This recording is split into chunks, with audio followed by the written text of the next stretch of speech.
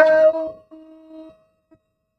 everybody, and welcome to Let's Build live from Oak Hill Works. How are we all doing this evening? I hope you are well.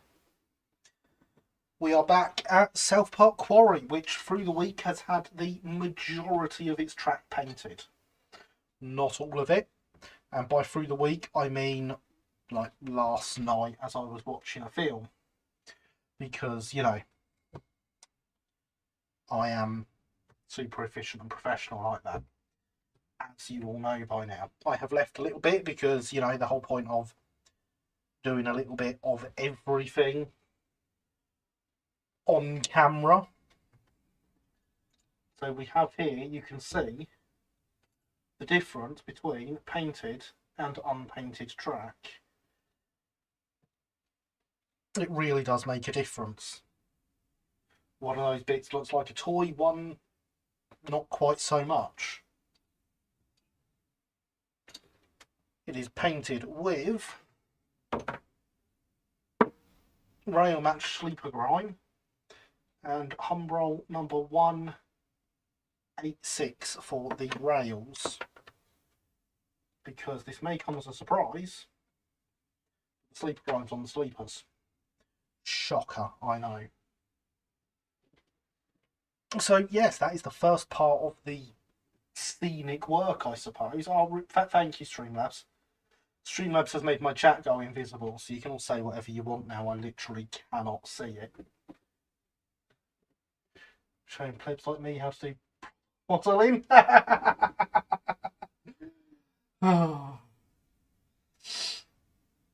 If you say so. If painting track is proper modelling, then yes. We also have, because we're posh, some cars ballast, which is sandstone, because of course this is a sandstone quarry. I shouldn't put that there, because we also have here some kits that will need chopping. Oh, and some lights. Not that that could be a hint of things that may or may not come in the future, but we have our engine shed. This is the ratio kit. It is too big and will be being cut down, and will be being painted in sandstone colour, because sandstone quarry. Good evening, Paderborn. How are you? I hope you are well. And good evening, Heritage Railway Productions. How are you? I hope you are well. And yes, for those that hadn't guessed, my chat is back in front of me. And then, of course, to go with the shed, we will need to be able to fuel our locos. So we have a cobbling stage and a water tower.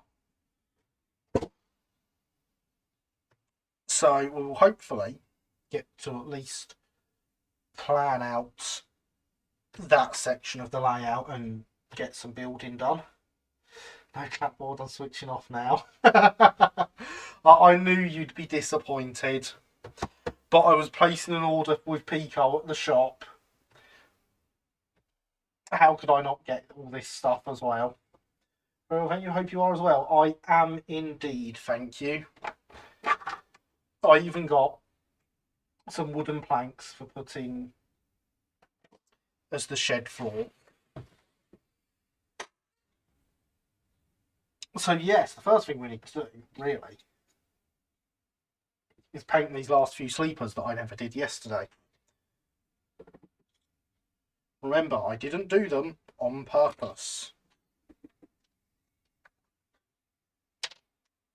Does mean I want to mix the paint up a bit more first though, because this paint had gone completely solid because it had been so long since I'd used it. Luckily, being enamel, all I had to do was pour in a little bit of thinners and we got some nice usable paint again. Same happened with this one actually. So yeah, stuff like that is why I use enamels.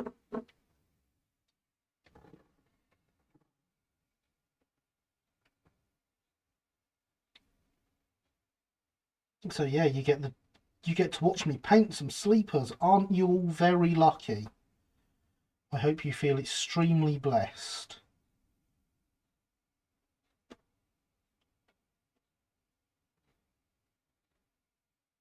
You do not need loads on the sleepers.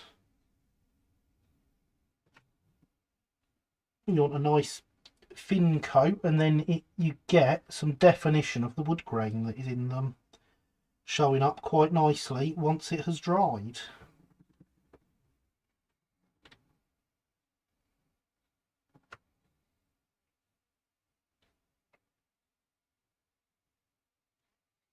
Now, I am going to admit, when I was doing this last night, I did cheat a little bit. I have only painted the front of the rails. And when we paint these rails a bit later, we will also only paint the front of the rails, because it's all you're going to see. So I can live with it being all that's painted.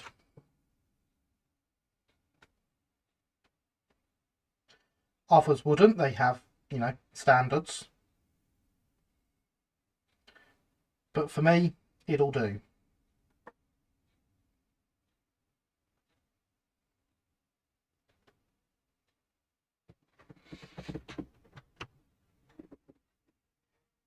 Ghastly monster.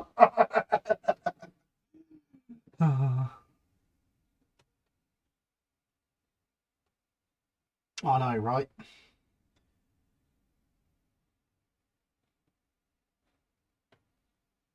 How dare I cheat?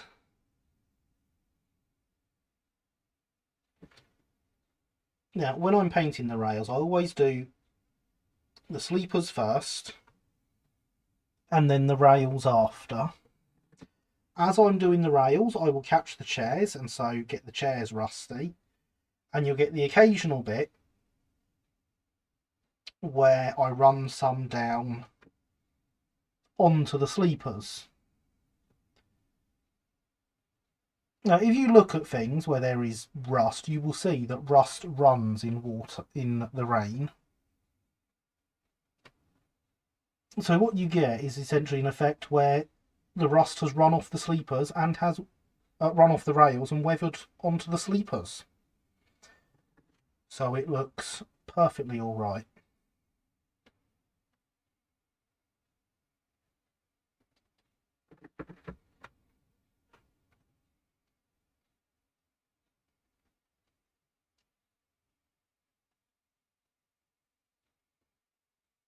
And there we go, that's the last of the sleepers painted, and even that makes a huge difference to the track work.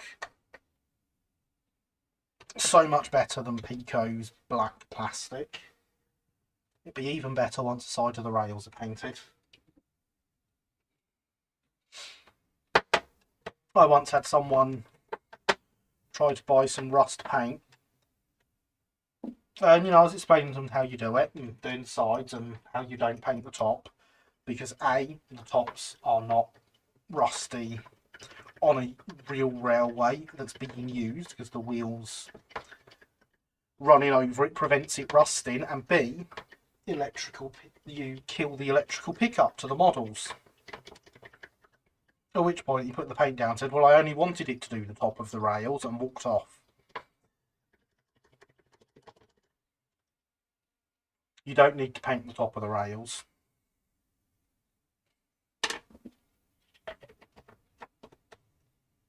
I mean, the tops of the rails will get painted, but then we'll have to rub it all off again. Less because they need to get painted, more because I'm just not that accurate with a paintbrush, even a tiny little one.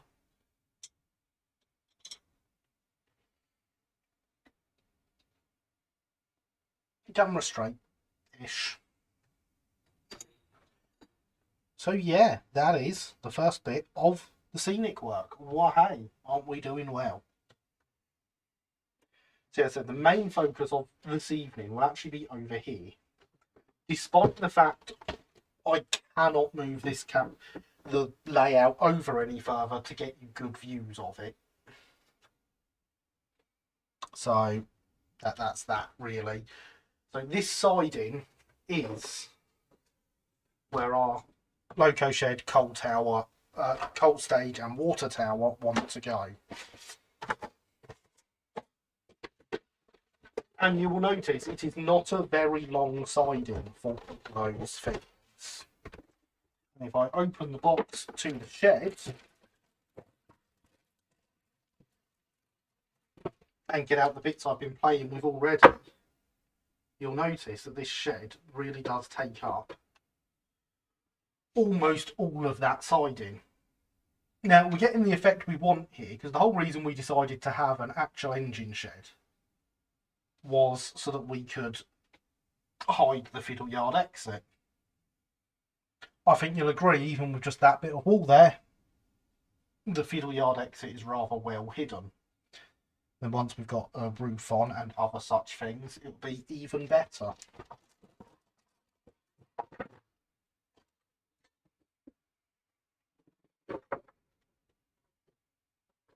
But as I say, it's a little bit big. So bear in mind the size of the loco that is destined to live in it. I think we can cut it down a bit. And when I say think, I mean think, because, well, my saw blades are terrible. That is my ability to turn my phone on to silent. That's very much someone else's fault.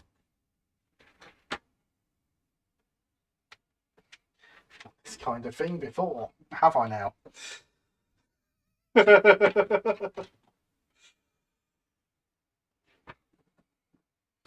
So the plan is we're going to make the shed, rather than being 4, it's going to be 3. And after some move cable, after some discussion with Lily, we're going to try and cut this down the edge of one of these pillars, because I mean that pillar will hide the cut mark all the way up, and then that goes straight into a bit that's covered by brickwork that will also hide the cut. So we cut here, we cut here, we stick them back together. That's the theory.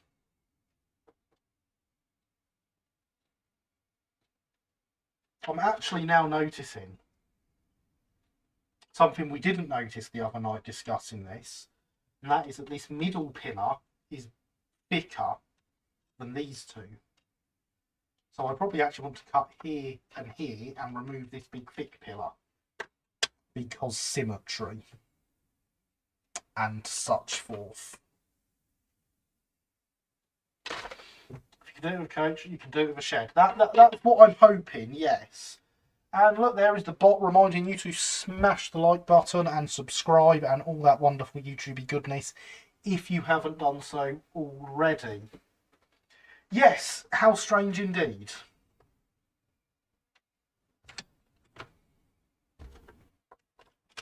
So the end is 11mm. That pillar is 10. That central one is 11 again. So, and then 10 and 11. Who knows? Symmetry. That is true. It is indeed how you make tea. Hydration is important.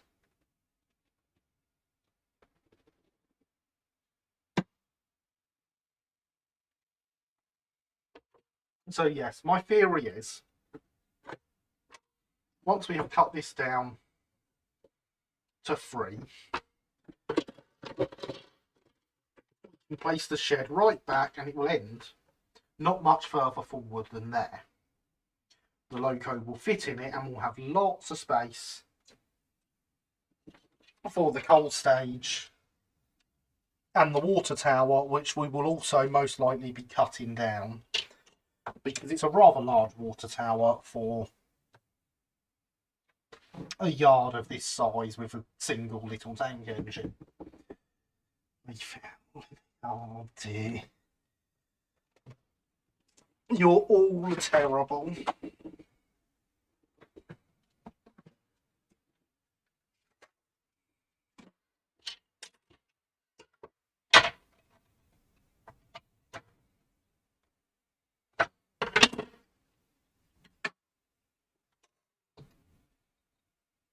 I don't know, jump onto everyone's taste. I'm sure I can brew something up so you don't have to stew it. Oh no. Oh dear.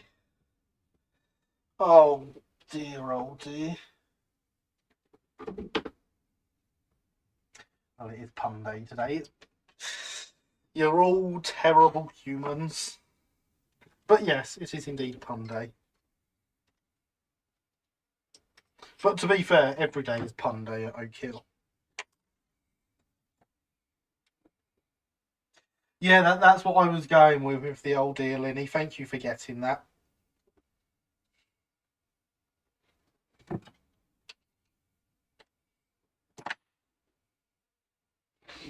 So, I'd really like to do this in my meter box.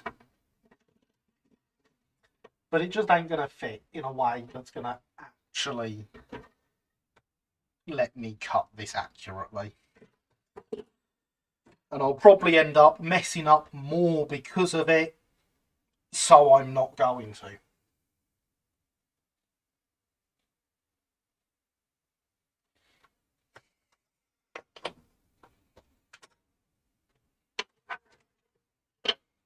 I'm going to attempt to cut it freehand.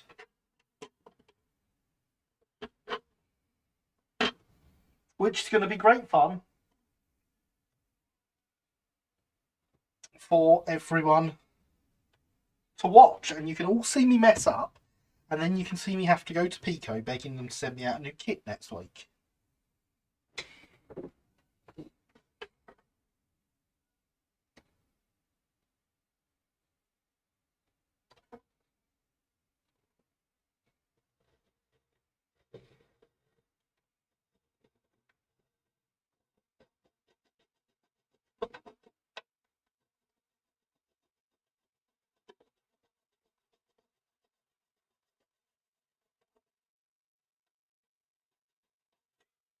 Are there a million easier angles I could cut this at? Yes. Would they let me cut it straight where I want it as accurately? No.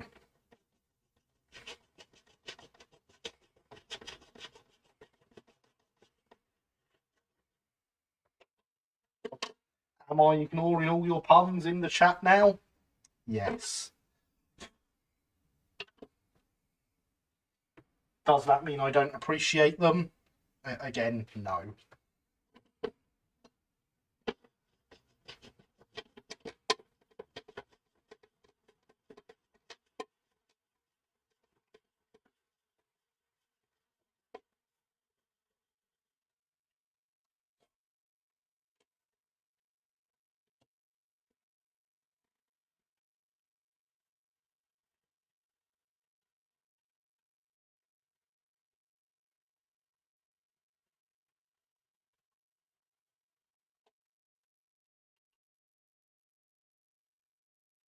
Concentration is important. It is sometimes, yes.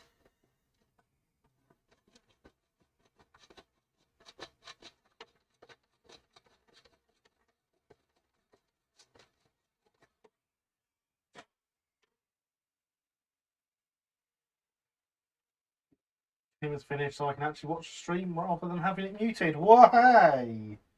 I hope you had fun with your D&D pool.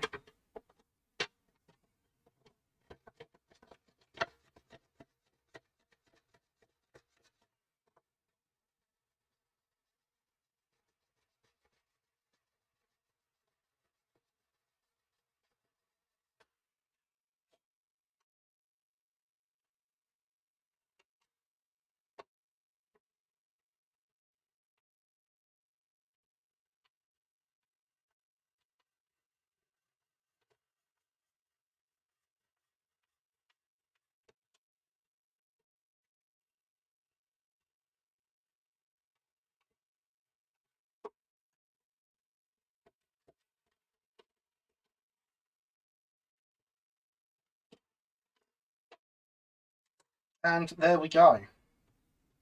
One cut off bit.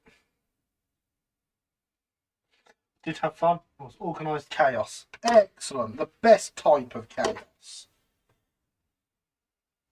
Except for emeralds, obviously. Chaos emeralds are quite cool. More of those, please.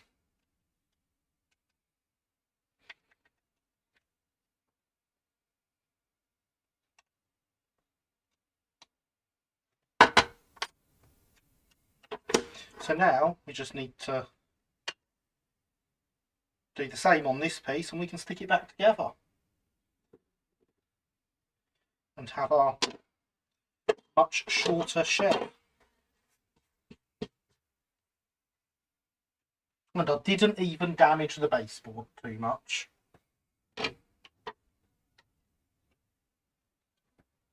Seriously, I need to undo one of these blades and we don't have any at the shop. It's really annoying.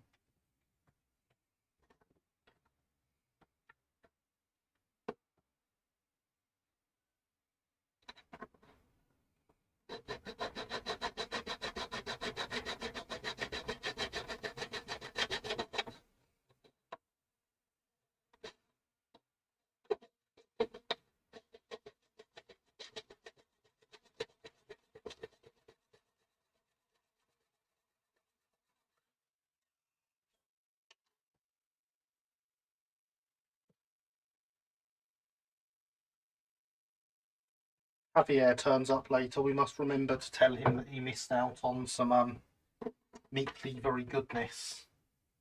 Reminds me, I need a new saw blade too. Well, get one ordered then. I know a nice shop that's probably going to be ordering some soon.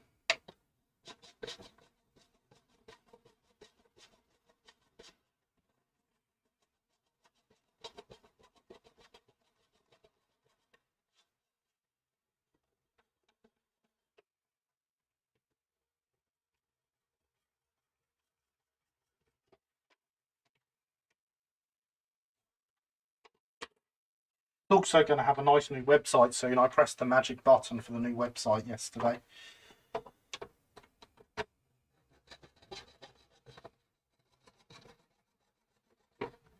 It's all rather exciting.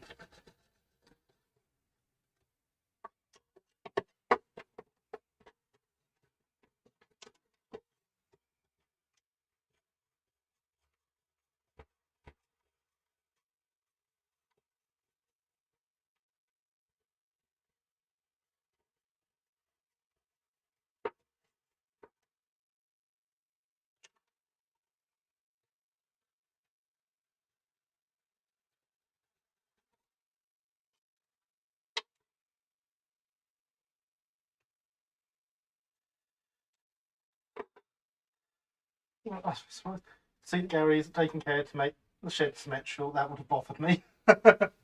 It would have bothered me as well. So will you be ordering some too? Oh, that's not very nice. That's just mean. And people see one of my favourite pastimes. Good evening, Red. How are you? I hope you are well.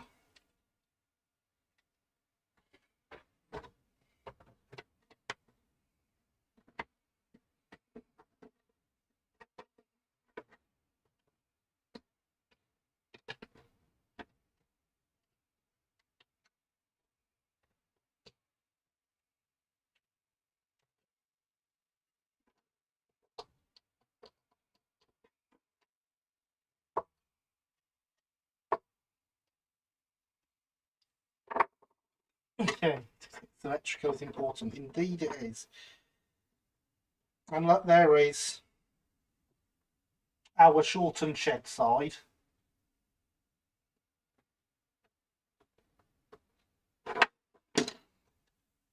Which just needs a little bit more cleaning up, most of which I can honestly probably get with my finger. Small amount to take off with the blade there. And then it'll just want a bit of filler once it's stuck. And I reckon we can have it so you'll never spot the gap. There's a bit to take off as well.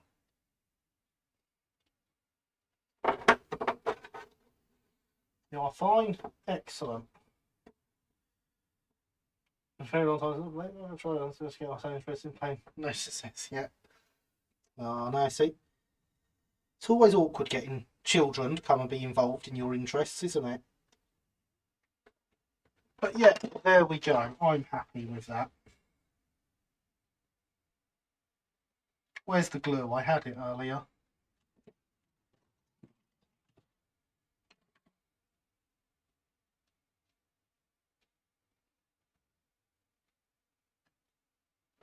Managed to shed some of the shed. Oh, yeah. Yes, I did.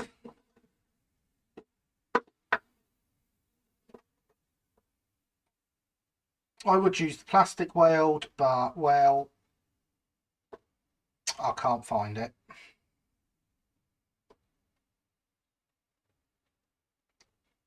Someone's covered the tools section of the workbench in, like, boxes and parts and kits and stuff. I should find out who it is and complain to their manager.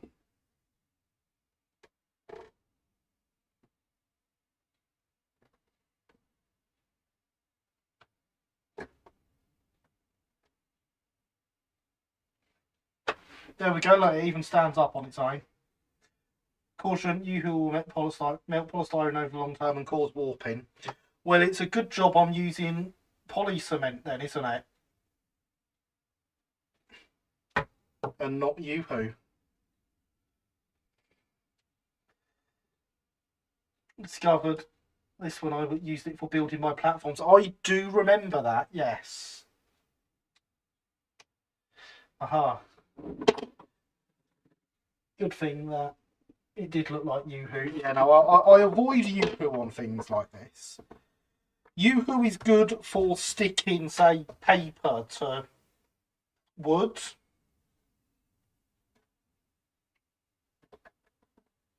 But I don't use it for much else.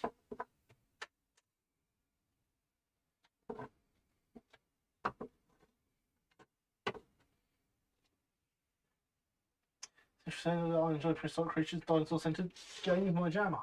That is a good way of trying to get children involved in things. So now we have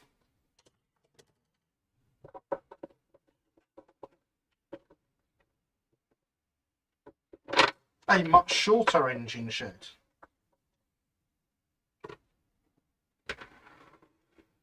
That the loco can still fit in, and we've got a lot more room here for coal and water now. Hello everyone, how's everyone doing tonight? Hello Alexander, I am very well. How are you this evening? I hope you are well. And yeah, I don't think that looks stupidly short at all. I think it looks quite reasonable there. So now we need to do the same to the other side. The awkward thing is going to be when we get to the roof.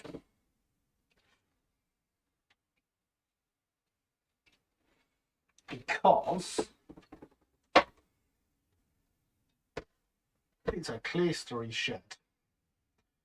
So we need to cut out the middle of the roof and shorten that. That'll be fun.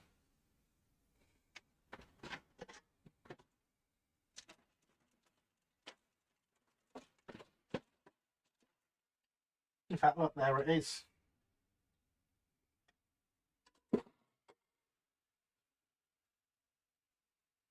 That shed will hide the hole in the backdrop very well. That is what we are hoping for. So the idea is I'll have the shed there and possibly a couple of trees behind it here. And then there will be no sight of the hole in the back scene at all. Looks like one of the scaled out sheds in a shortened state. Does it now? If it looks that much like one, I wish someone would have told me before I did it, because I would have bought that, if I'm honest. Alright, thanks. At Sheffield Park tomorrow. Hopefully the Yank one S160 won't be in steam. Oh. Enjoy Sheffield Park, whether the S160 is out or not. I know plenty of people that would love to go and see it that can't.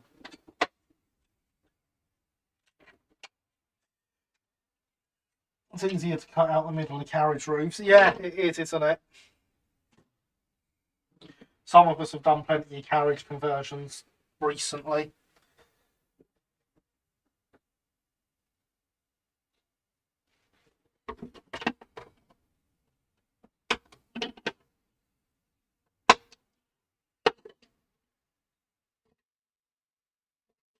So now we have another shed wall that needs cutting down.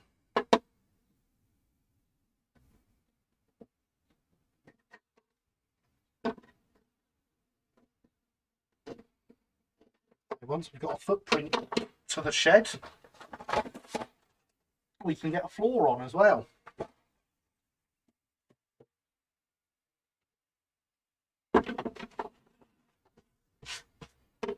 Floor on, like a regular floor, but it's not very clever.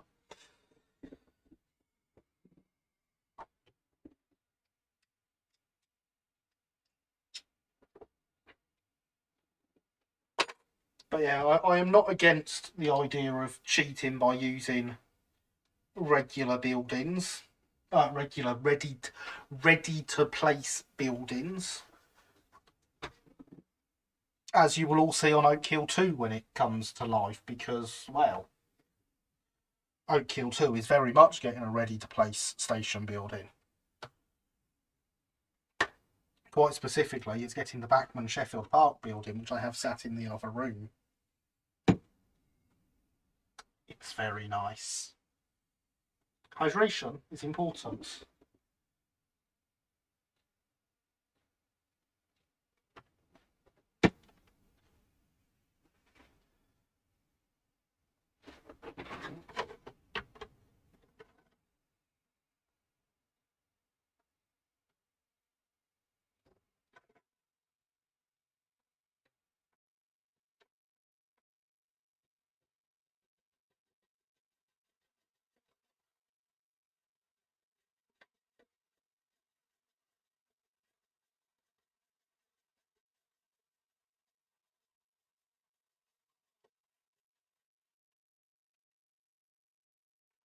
Question, how tall is the shed door compared to the locos?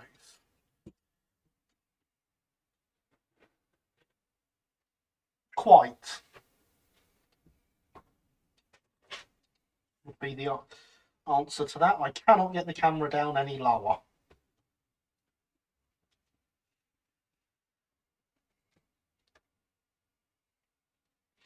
Of course, we could put my giant new dock shunter on here, and that's quite a bit taller. And, I mean, that won't go through the points, but that's not the point. It doesn't look as stupidly tall on that. So it will depend on what I'm using. Might be worth losing quarter tool stones to bring it down to a more reasonable height. Yeah, but that sounds like way too much effort, if I'm being completely honest.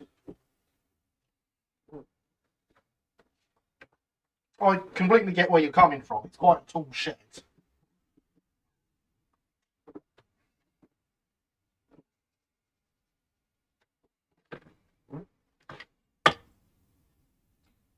And the majority of things that run on this layout are likely to be quite small and short.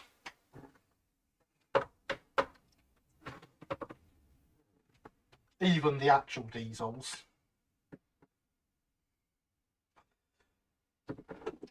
Maybe it was built to fit Lion's pumping engine. Maybe. How does it look with a terrier? Hang on a second, I literally have all my terriers up here.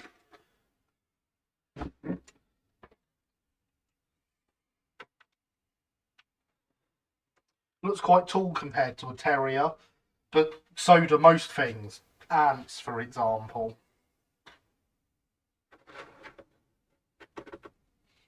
A terrier can still fit in though, so that's what matters.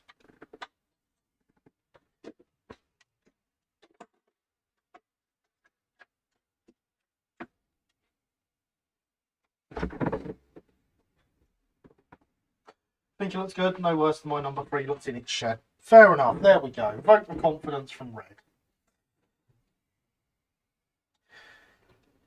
But yeah, looking at the patterning of the sides, it looks too much effort to take a couple of courses of bricks out.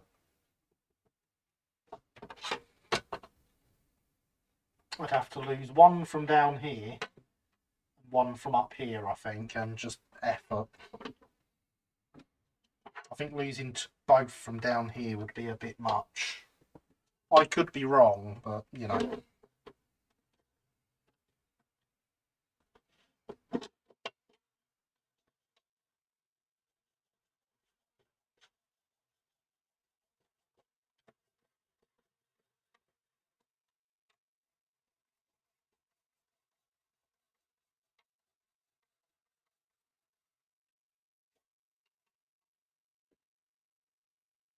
I was thinking of just chopping the bottom two off, but the bottom two stick out and give us a nice, what's the word?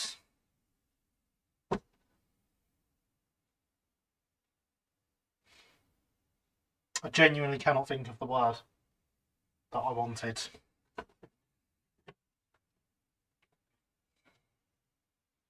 Relief, yeah, a nice relief on the wall, because they're slightly further out than the rest.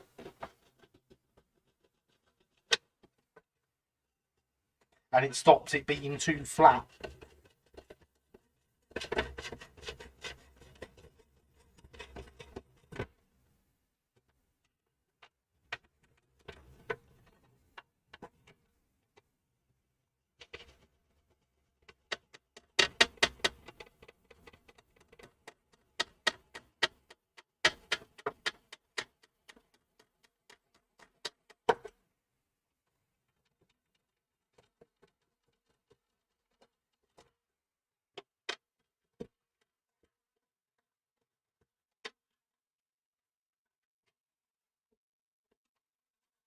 There we go. An easy badge to.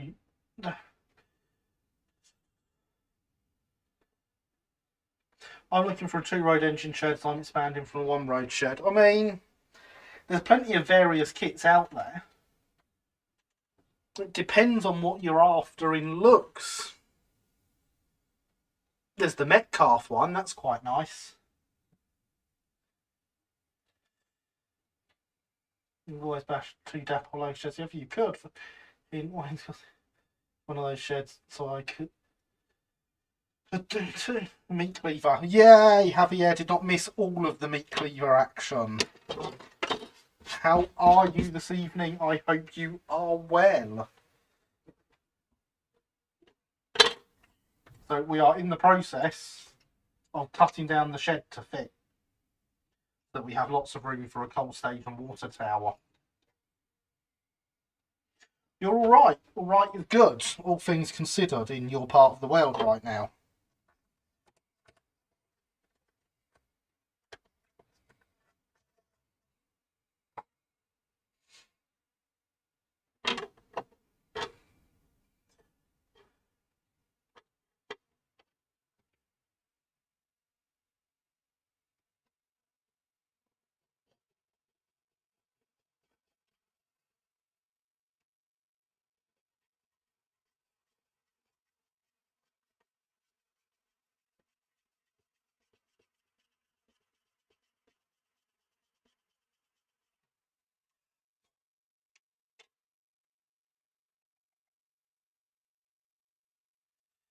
Storm, seems like normal rain, nothing to write home about.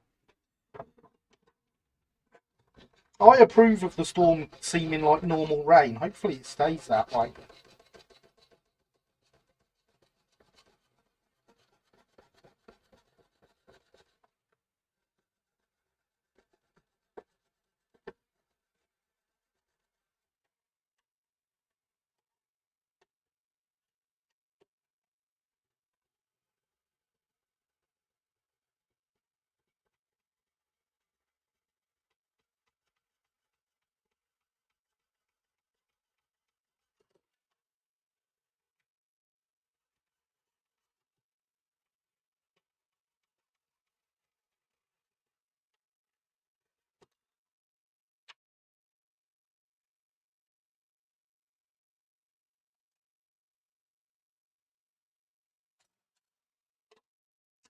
And there we have our other shed wall. It's just drizzle at the moment, so long as it keeps like that. I might put the plants back out. Well, fair enough.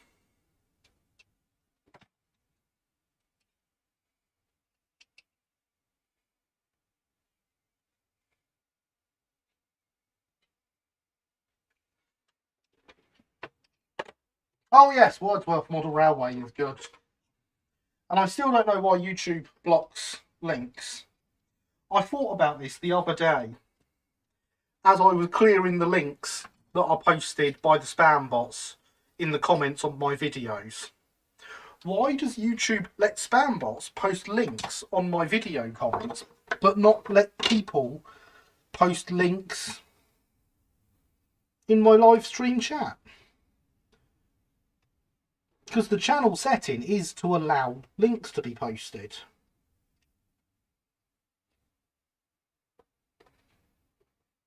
It's very strange. In the web address, Paul. Or click what Linny wrote.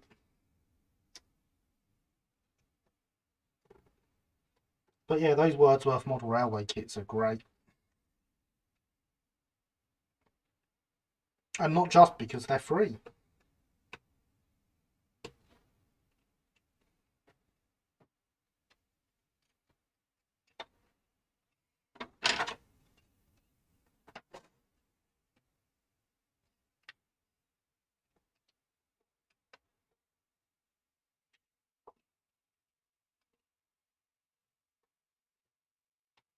Yeah, like I will literally, within 5 minutes of the end of the live stream, I will get notifications from YouTube that comments have been left on the replay video.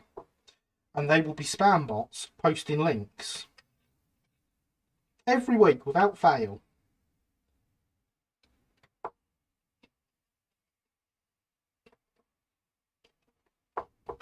And yet, when actual people try to post actual links, it's like, nah.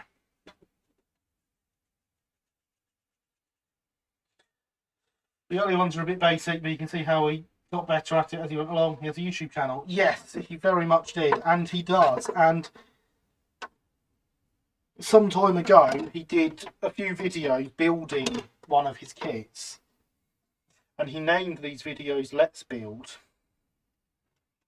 I wasn't very happy with that, you know.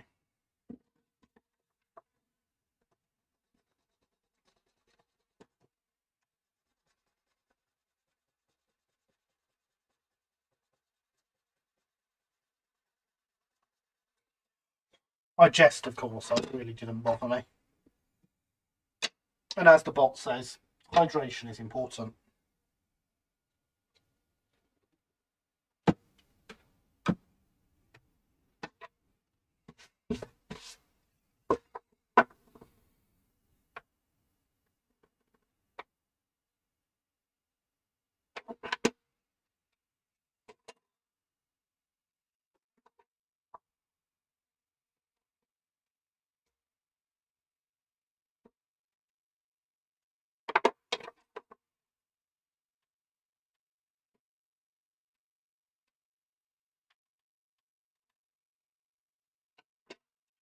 It's better.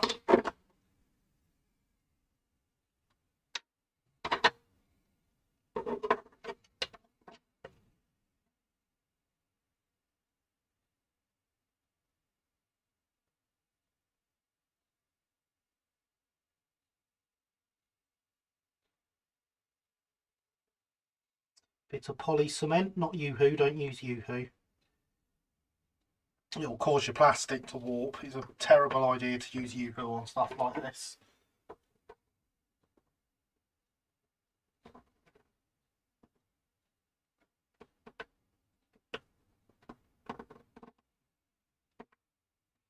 Bet you're all glad I'm here to give you that advice.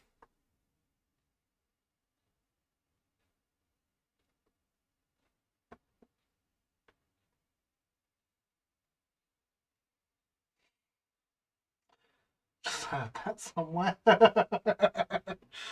Can't imagine where.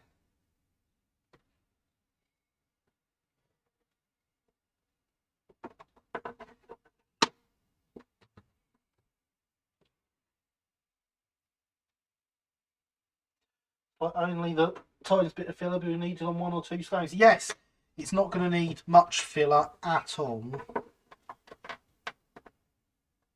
This one will need slightly more than the other one.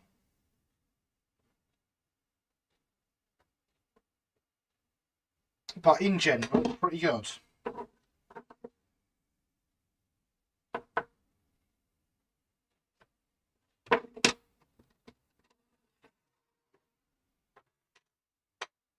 So we'll let those.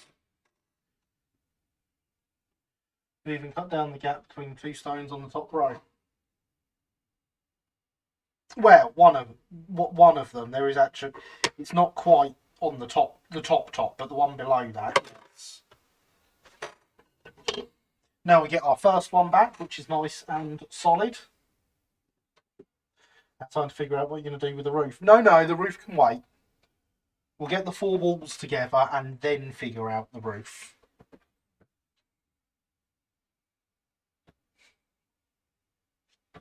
Somewhere around here is my tube of filler that I forgot to sort out and have ready because I'm a professional like that. There it is.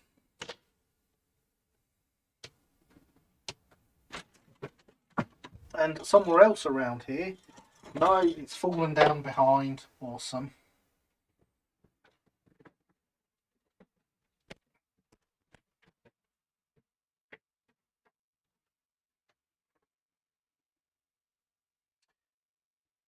If that wall is at the back, I wouldn't bother with filling. This is the one I plan to be at the front because it's the better of the two.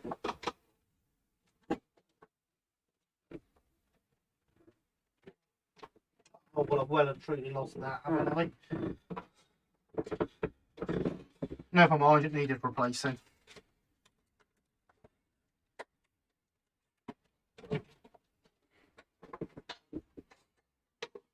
So we'll get a random bit of card.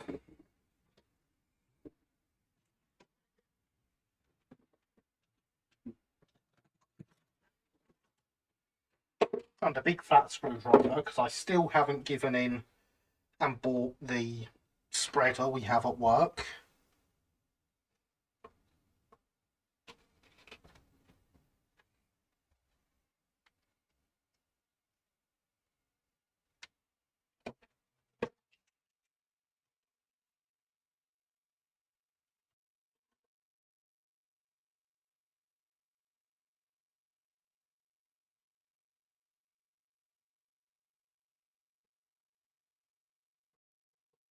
And we'll put some filler in that we can put a knife through to carve out some bits again later.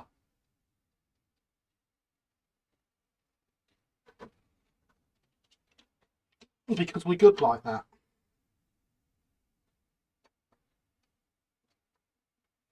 Also, there's no hope of me being accurate enough to get around the space.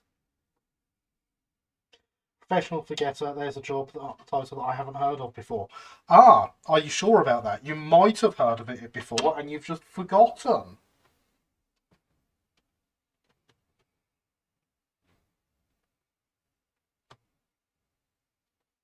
Did you consider that?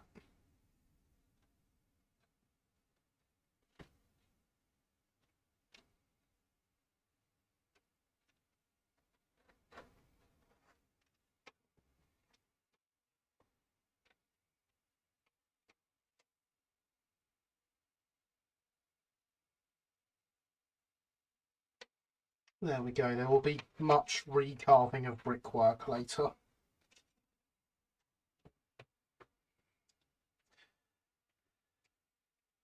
I just used the wrong Anderson tweezers for spreading filler. Yeah, a lot of people do that. Well, we've got one of these spread. I think it's a Citadel tool that we've got for spread. It's actually designed for spreading filler on models and such forth. No, we haven't actually stocked Games Workshop stuff for 3 years, and we still have it. And we only had the one to start with, so that tells you how popular it is. I'm not a professional that you know of. There's always a chance that you have forgotten that you are. There are whole groups dedicated to forgetting over here. Yeah, I'm sure there are. We get quite a few of them. Resists urge to make a political joke.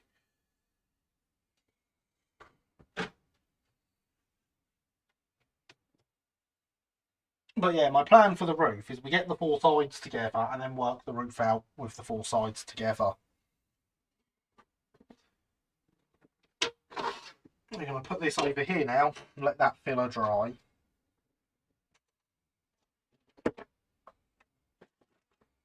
Oh, and for those of you that are, long-term viewers, you'll notice my random bit of card is from a glass fibre pencil, because I finally got a new one and don't have one with a big chunk missing out the red bit at the top here, meaning it's not going to keep falling apart as I use it.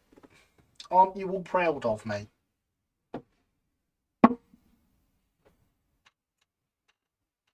It's time to finish this track.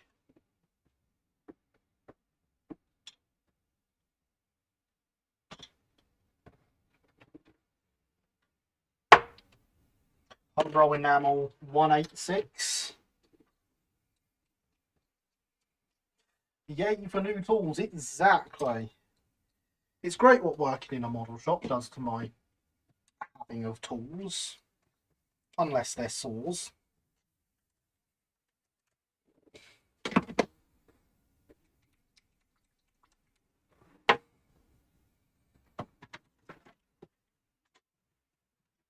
So as I say, yesterday, this paint, much like my other one, opened it up, it was completely solid and unusable. Little bit of Humbrol thinners went in.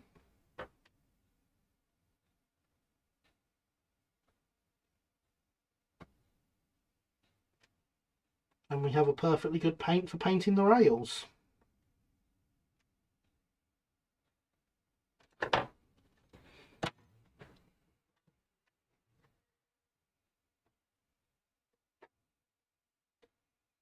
Which should, in theory, look really bright on camera right now. Because it's a really bright browny colour when it's wet. Every time I go to use it, I think, oh no, I've picked up the wrong paint. But then it dries and it looks great.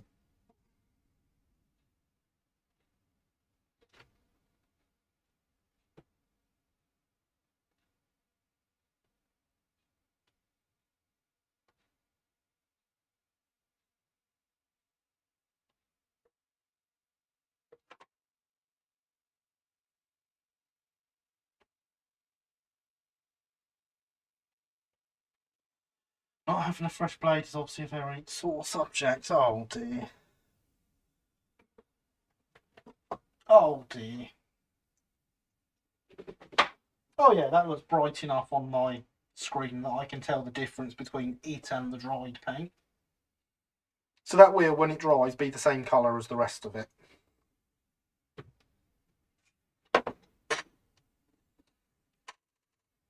And that is the end of track painting.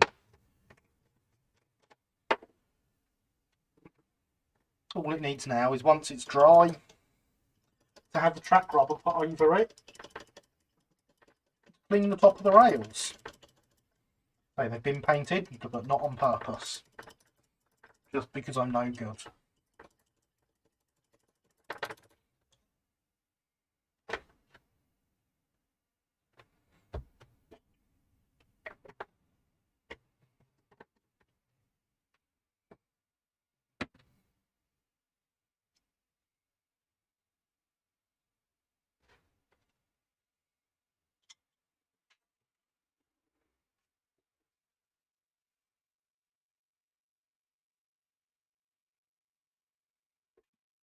So the next thing that the track work on this will get is some sandstone ballast, which I also want to try and match some paint to for the buildings. Of all the things I've done this week, the one thing I wish I'd had more time to do, but the post being as late as it was meant I didn't, was get some couplings on my wagon. You may notice this is a wagon for a model shop. You may also notice the address is in Eastbourne. And this is very much the shop I currently work in. Hornby were commissioned to make this back in the 80s. I think it was the 80s, it might have been earlier actually. Phone numbers were still a digit shorter than they are now, as were area codes. But that is the same phone number we have now. There's just a 7 at the start of it that was added when they added digits.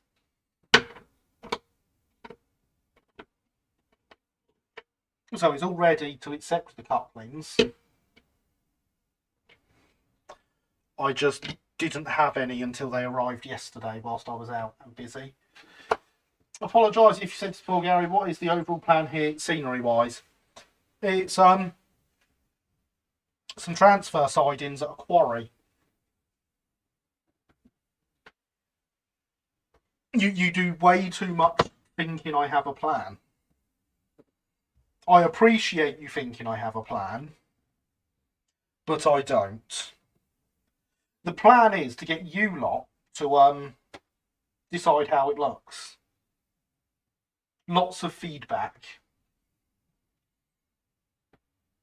After we've got these few buildings up and the ballast down, no idea really.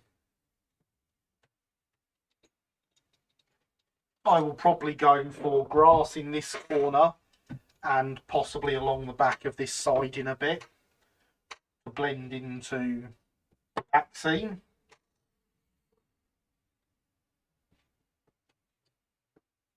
And I suppose this bit will be quarry workers and stuff, maybe. I don't really want anything tall at the front of the layout because, you know, we're using 3-link couplings. Everything at the front's got to be small so that I can get in there with the shunting pole to couple and uncouple.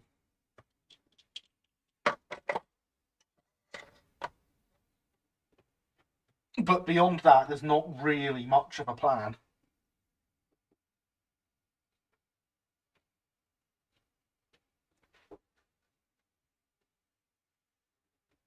Blame my OCD, I have a tendency to plan and overplan everything I work on layout-wise. I wish I could plan more. I just tend to jump into things. Maybe a road section, possibly even cobbled. Quite possibly, yes. That would make sense. Coal stave, maybe. No, I don't need a coal stave. It's a quarry, and it's going to have a stage for the loco coal. I don't really see it having a huge need for coal. Everyone's outside digging holes all day. Road to give you somewhere to plonk the diesel tank too. It would. That would be handy. Fence wall may help to transition to the back scene. That's very true. Cobbles sounds plausible. I'll have to see if we've got some like cobbles at the shop.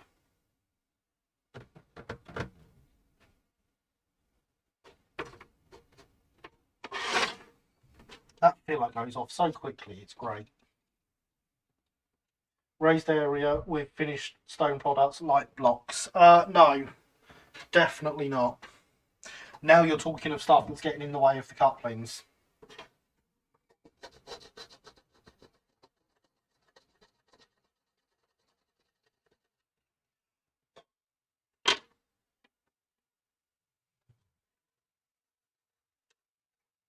Okay, that bit hadn't gone off.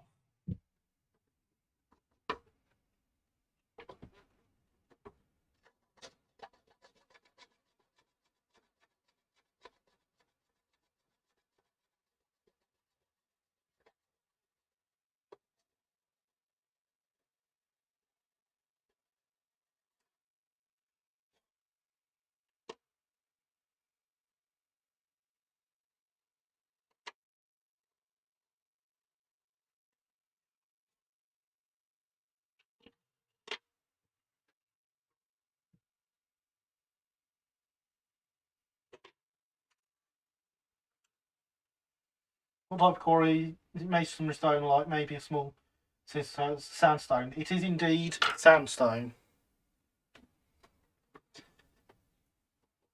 And the real quarry put out quite large stones.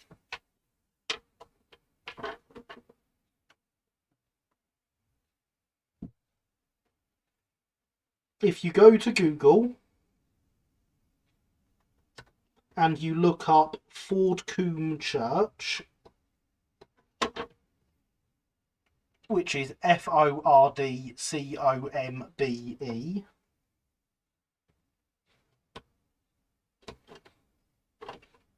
that church was built with stone from South Park Quarry.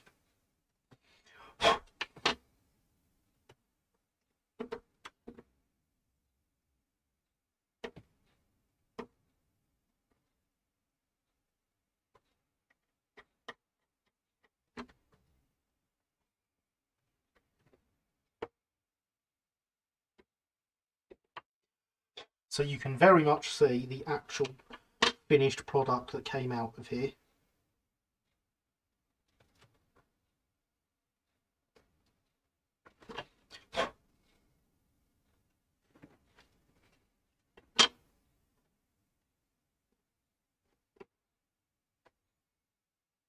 Well, that's still quite wet with it in the actual gaps at the top there. But look, we have block work at the bottom done. Is it wrong every time you say South Park Quarry I think of South Park the TV show? No, it is right. It is very right. Because I do the same.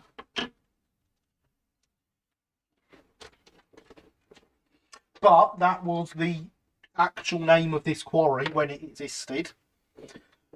I should stress the quarry never had a rail connection. That is all fake. But the quarry was really there. It was closed in the 1860s, I think.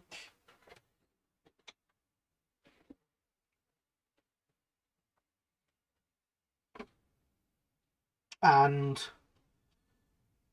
the former quarry pits are now like a motocross, quad biking, mountain biking adventure place.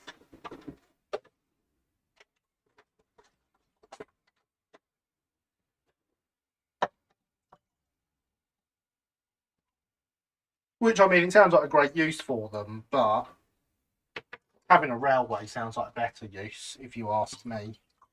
I am refilling the hydration vessel, and much like last week, I have emptied a hydration bottle.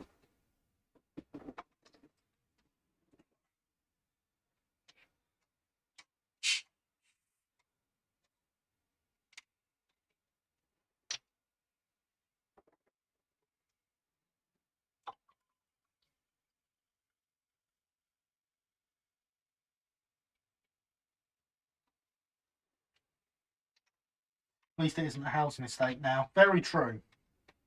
Very true.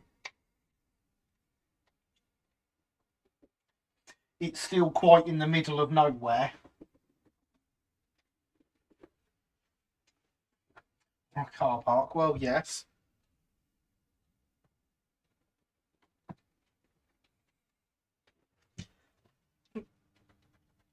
But yeah, the land belonged to Lord Hardinge of Penshurst,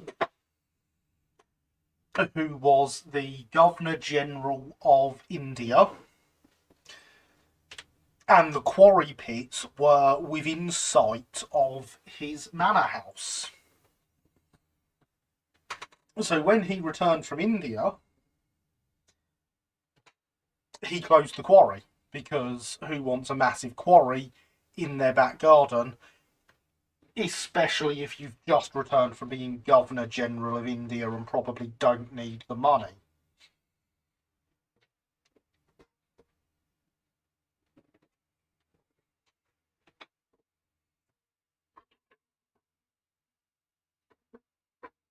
So yeah, that's why the real one closed.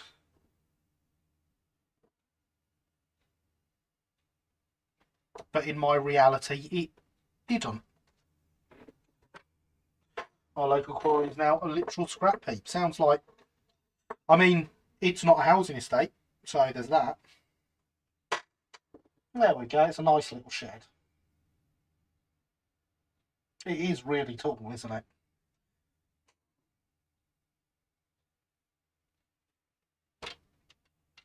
Right, let's put that over there and give it actual time to dry. Time we can spend instead building coaling stage. Sit outside it. As there was no rail connection, I would have closed it too. But taller now that it's not as long. It does, doesn't it?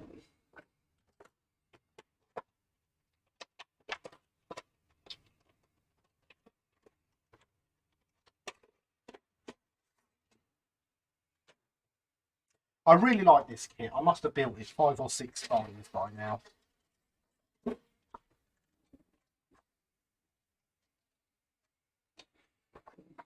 Things I'm going to change. So this has sand buckets on the side. I think instead of putting them on here,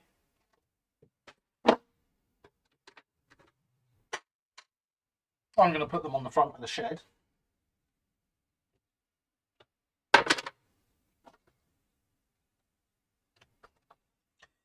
It has a lamp on the side. I'm either going to skip that lamp or I'm going to make it work.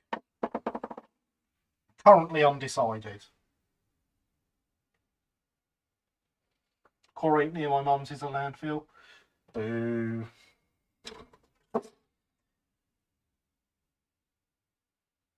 Oh yeah, and it has the thing that I could never work out what it was when I built this before. Why does the coaling stage have an oil drum on legs? Any ideas, anyone?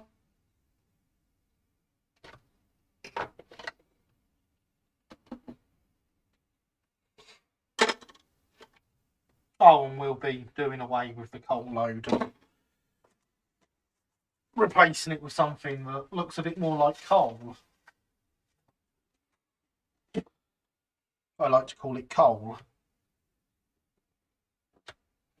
Lubricating oil. Ah! That could be it. I did not think of that. It's a good kit. My KL out must have at least 3 of them in some form of it or another. They are fantastic, aren't they? Most quarry around here is either sand or gravel. They leave lakes behind. Yep. The work has been brewing up some hooch. Oh, they wish. They wish.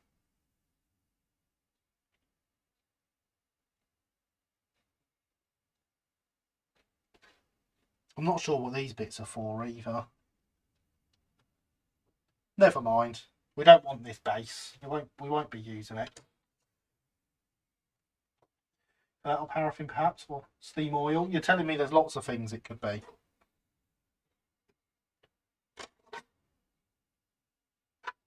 That's what you're doing, isn't it?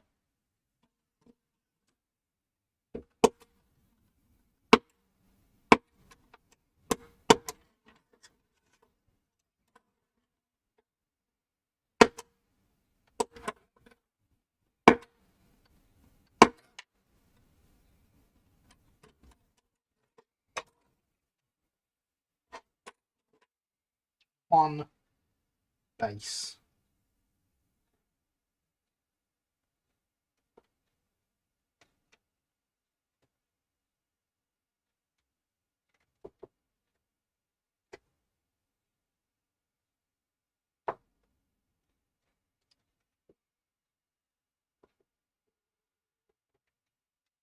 This layout is off out to the pub tomorrow to be played with.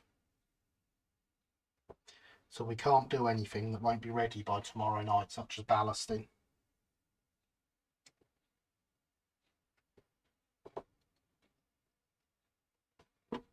Drummed up sand in it, keep it dry. Ah, fair enough.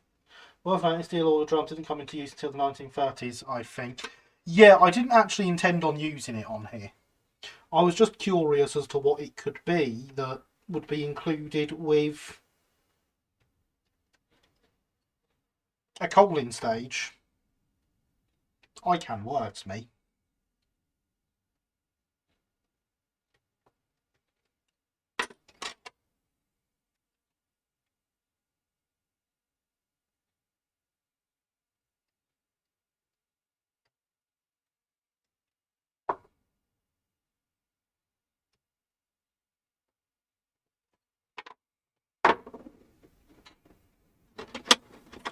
But yeah, I think things like ballast I ideally want to leave for like 24 hours to really solidify, since we'll be using watered down PVA for sticking it. Can't do that until next week when the layout can be left alone for 24 hours afterwards.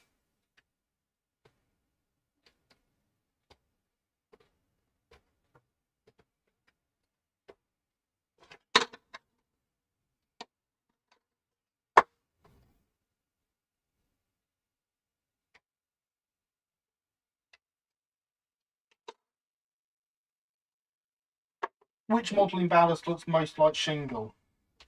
So I have decided, because obviously my main line is going to be shingle. Like Oak Hill, for example, that'll be shingle because the Brighton used shingle. The Brighton used shingle from Eastbourne Beach. So what I am going to do is one day I am going to take a big tub into work, and after work I am going to go down to the beach and I am going to get a load of sand, and then I'm going to bake it in the oven to kill off anything in it, and use that.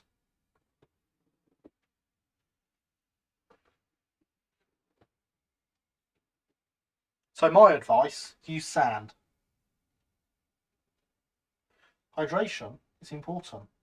And something links to Patreon.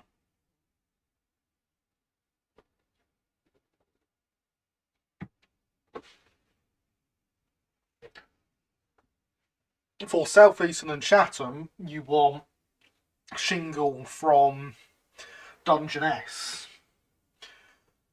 So you want to take your big tub down to Canvas Hands or something. I'm sure they won't mind you stealing it.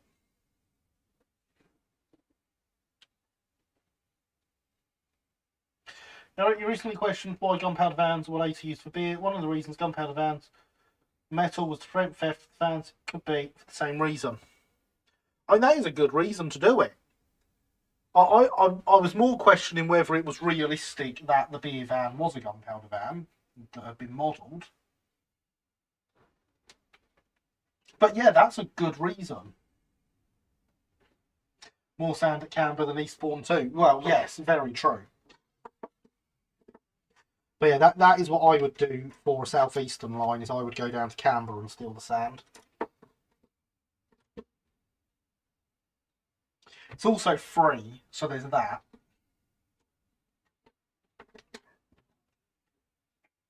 I used bone meal as ballast on my first layout. That didn't end well as my dog decided to eat it. Some daft reason. Currently I use really cheap grey cat litter smashed up in a mortar. I mean, I'm not going to use bone meal because I'd have to go out at night, find some skeletons. They might fire their bows at me and I have to dodge the arrows. I have to kill them, get their bones. It's no good.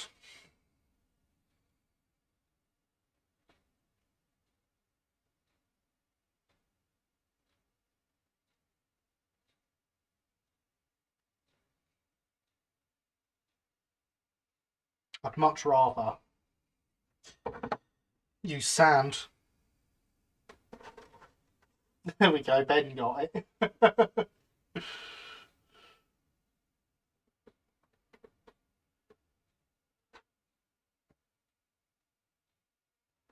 Try not to get hit snapped by a creeper.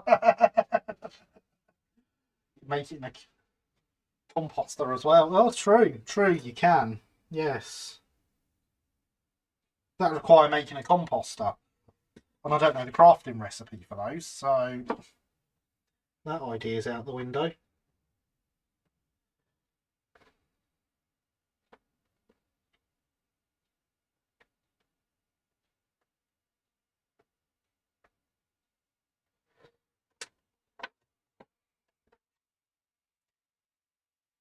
Leaning your tube of glue against your back seal is a good way to get glue marks on it. It is rather, isn't it? I mean, in theory, I've got it up at enough of an angle that shouldn't be a problem. But yes, you're right. I shouldn't do that. That's a bad thing to do.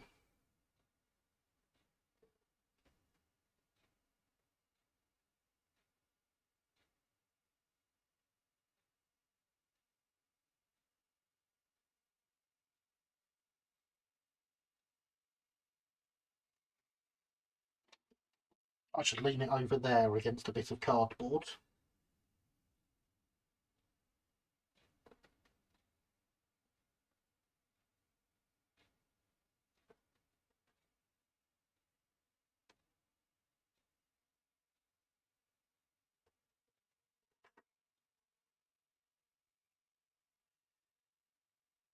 How shall twin with Skyrim? I mean, I was making Minecraft references, but sure.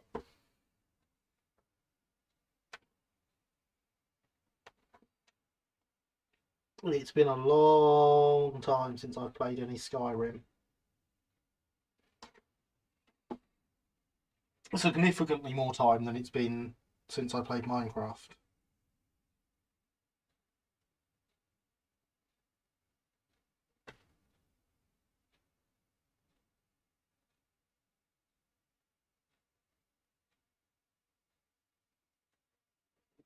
Fun fact, Minecraft Bedrock on the PC has a VR edition and I have a VR headset.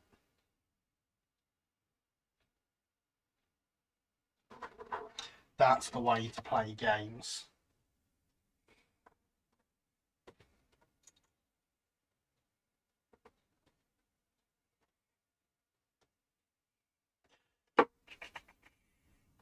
Been seeing a lot of trying brick wagons. Perhaps I should research brickworks. Maybe you should. There was one of those in Hailsham with a rail connection.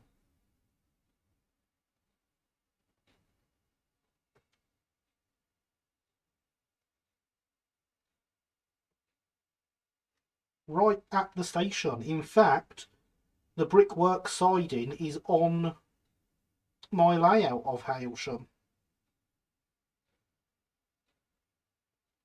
Although I won't be using trying wagons.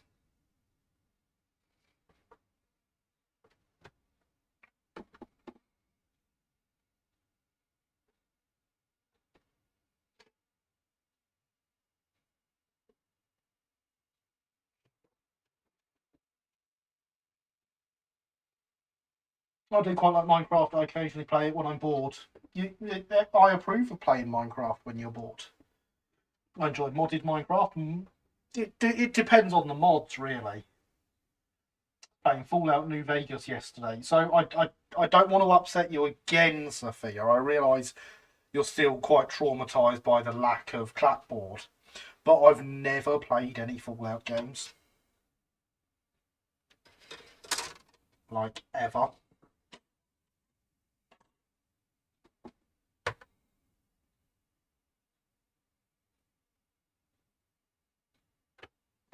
There's the lid. I want to put the lid on this. Generally use the Hexit mod pack. Have you seen... Oh, what's it called? Play New Vegas. It's the best one.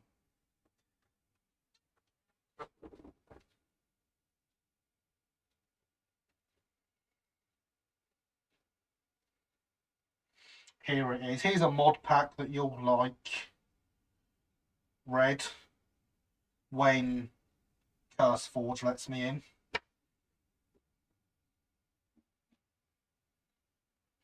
Red is absolutely correct. I trust it. I'm aware of the Fallout games and I really like the lore behind them. I've just never got round to playing them. Wow, it really doesn't want to let me in to show you this mod pack, Red. Sorry. There's a... Oh no, I found the bit I thought that was missing. It's here.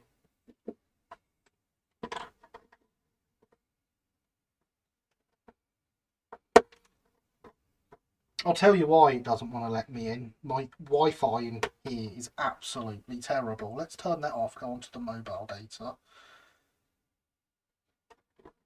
and refresh.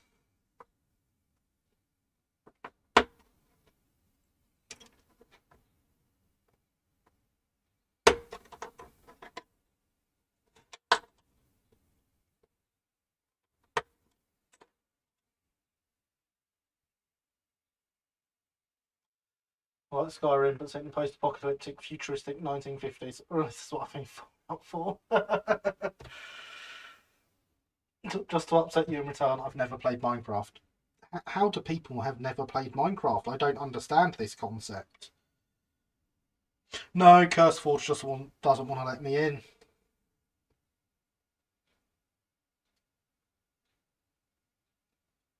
Even on my mobile data.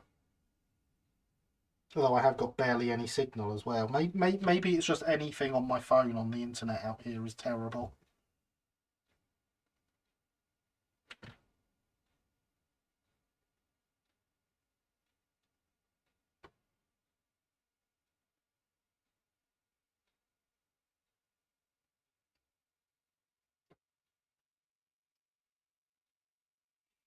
Fallout 4 is solid, but New Vegas, that's the best storytelling.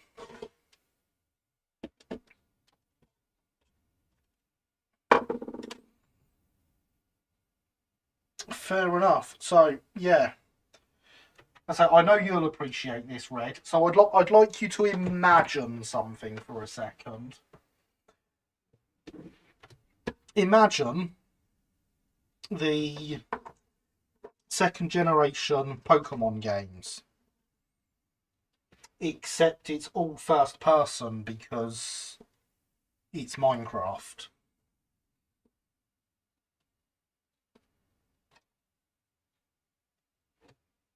And imagine it is built perfectly with the story perfect in every way. And the world perfect in every way.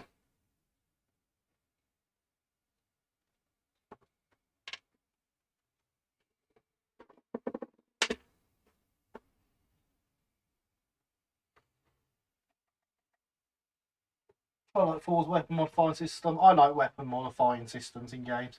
Which don't start off in the fault like the others. It's quite bored for story. I thought it was the Pixelmon mod. There's a bit more than just the Pixelmon mod in it. There are a few other things in there to get it right. And it's got the map of the world with all the correct spawning and stuff. The kids absolutely love it.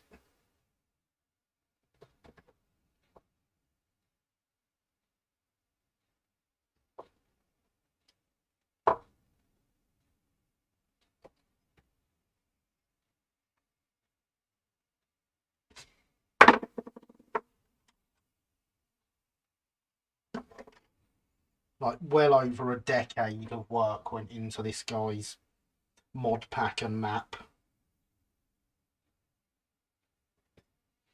Sounds really cool. I did actually have a Pixelmon server with my mates for ages. So go and look. It's called Pixelmon Johto, Red. Go and look it up. You'll love it.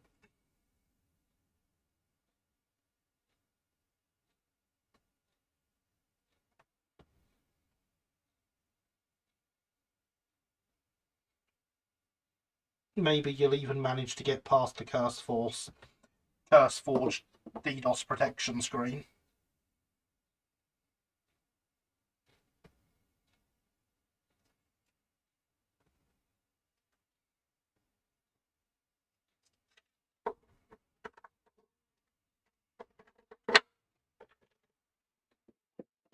There we go. Start of a stage.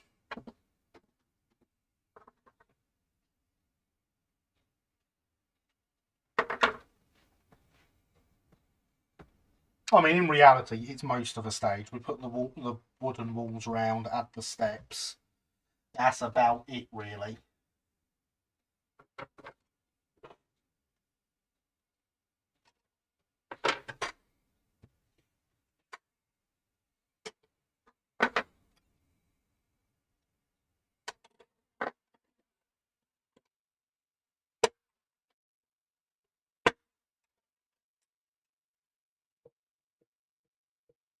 You're looking forward to the Legends Arceus. I love the idea of open Pokemon. I've actually looked at nothing about it, to be honest.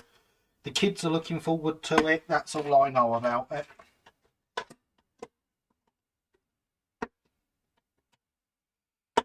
My gaming recently has been that I have started playing through Telltale's The Walking Dead again. Because, yes. Well, because I finished all the novels, actually.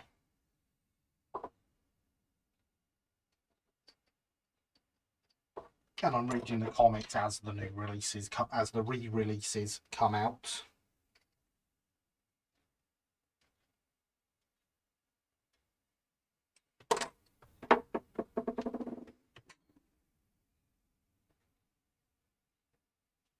See how Sword and Shield works. See, the kids loved Sword and Shield. I have never played them, so cannot comment.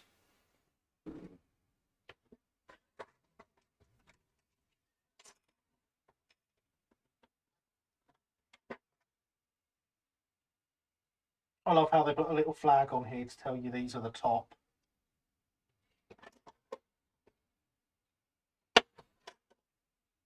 Still need to play The Walking Dead. Telltale's Walking Dead's been out for basically forever now. I think the first part of that actually came out before the TV show. Because, of course, the Telltale Walking Dead series is not set is set in the comic universe, not the TV universe. And the comics are very, very different to the TV show. They are much better. And knew when to end because they were still good.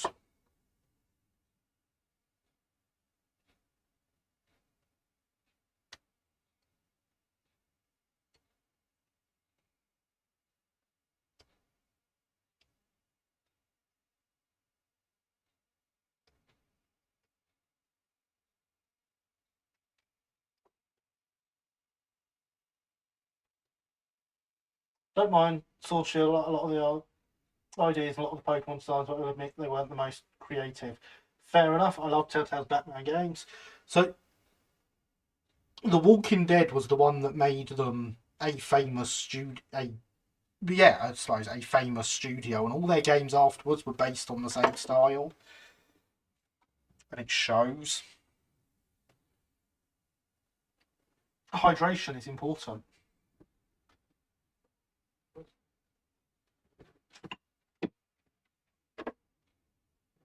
The bot said so.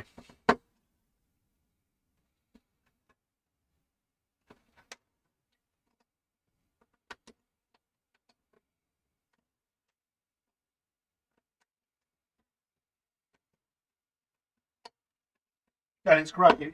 If you look at the layout from the top down at the minute,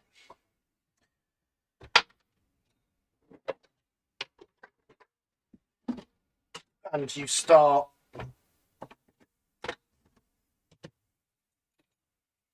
over this side, looking down at the paintwork on the track and stuff, and you move over this way and look at the paint, you can see as I was becoming more and more hydrated as I was doing the painting last night. Because hydration is important.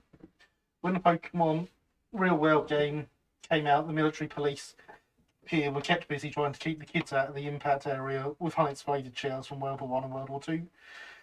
And before, that fun. That game really did have some issues with what people ended up doing because of it, didn't it?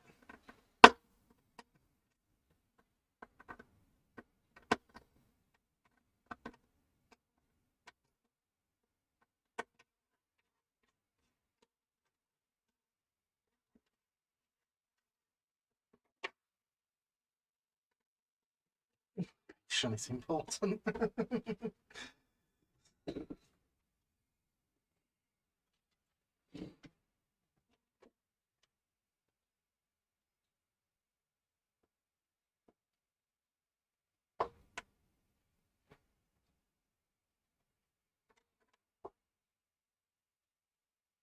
But yeah, I figured since I was only painting the sleepers and everything around the sleepers is going to get covered in ballast, it didn't matter if I was a little bit hydrated whilst I was painting it.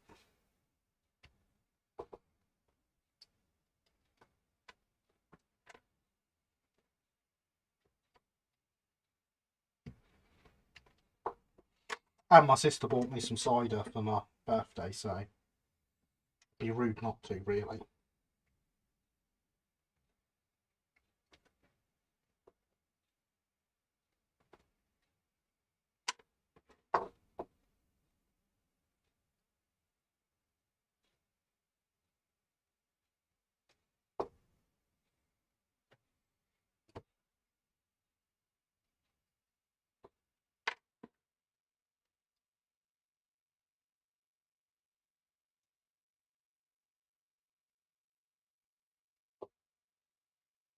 Oh, and since we mentioned bad habits of me, like putting the glue leaning up against the back scene earlier, never ever ever cut like this. Never ever ever.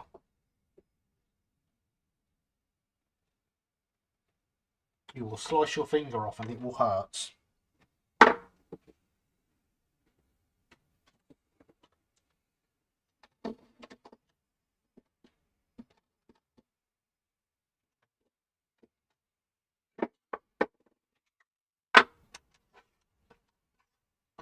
So we've got 2 each for the sides and 3 for the back.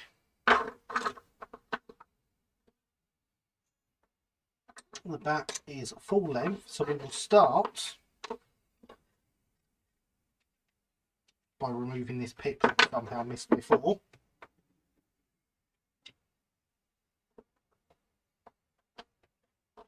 By taking these and sticking them to the back.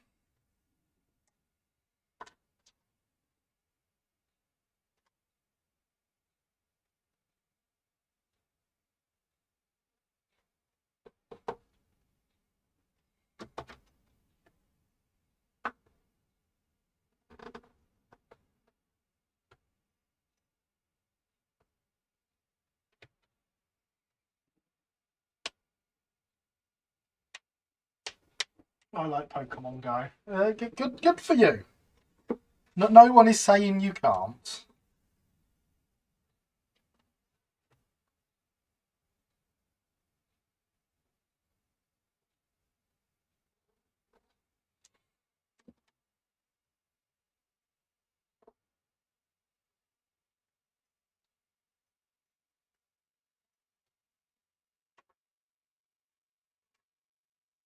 So yeah, we stick these to the back and then we stick the back wall to these rather than trying to stick the back wall to the base.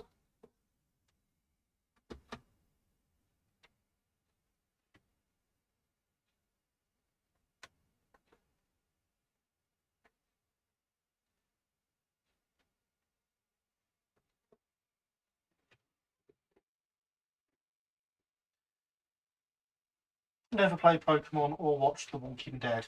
Well, as I say, the Walking Dead comics are significantly better than the TV show. And the comics knew when to end.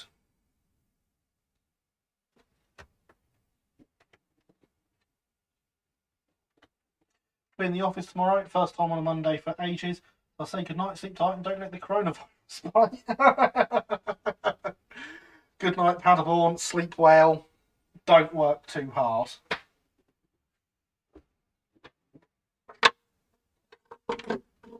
So it is. I mean, it's a little bit after 10:30, but that means it's time to ask you what you're all up to this evening. You know I enjoy hearing, so please do tell.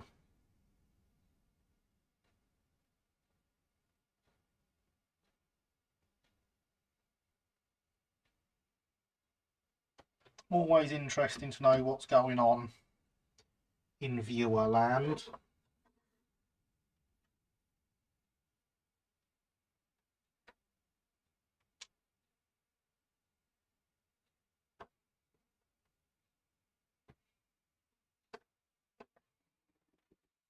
Work continuing on my LSWR Horsebox CAD.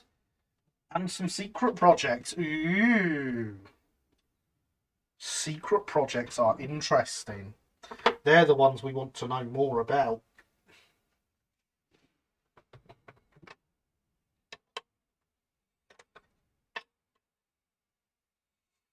Right, so this is going to be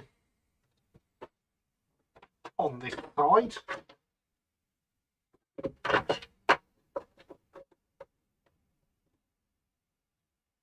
The shed will be there.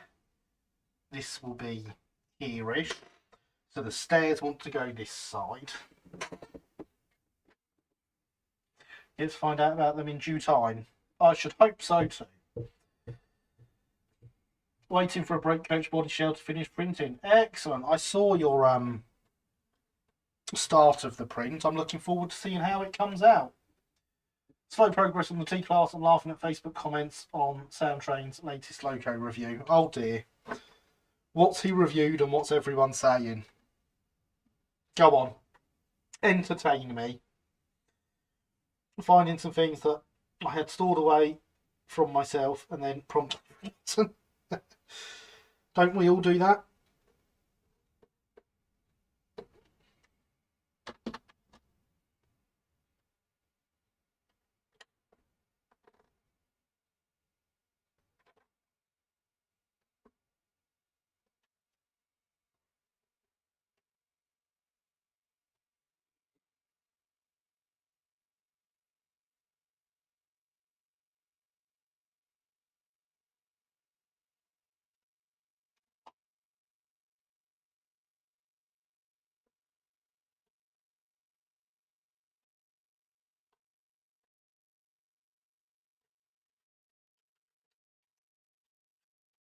He doesn't know what he's talking about. I mean, they'd be right if they are saying that.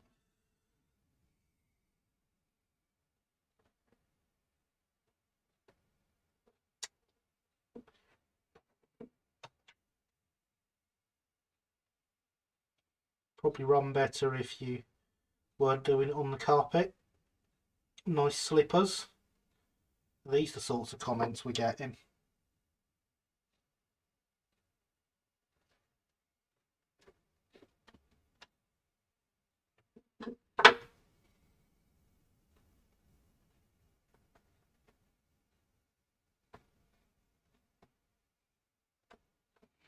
The EFEO2, people comment he only gives good reviews to Hornby locos. I mean, it's not only Hornby locos, he's given other things good reviews in the past. Not Bachmann, obviously.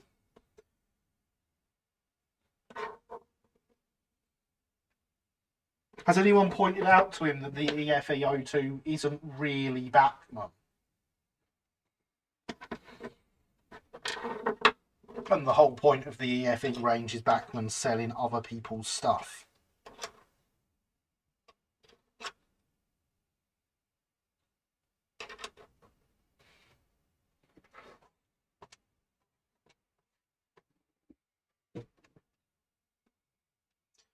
Because I did see some people on RM Web discussing it the other day.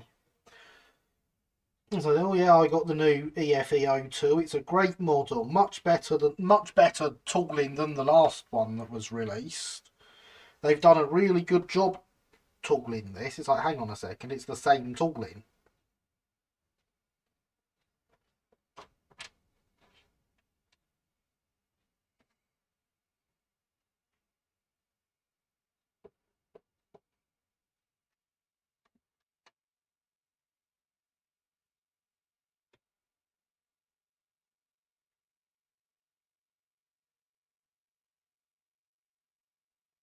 One of the things I found was an LSWI2 kit in O gauge.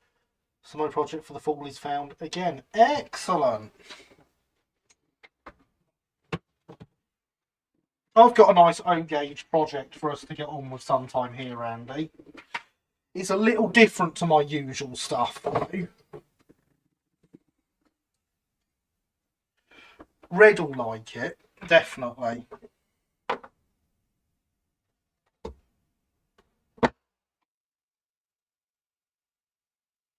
But as I say, a little different to my usual models because all this sounds trains.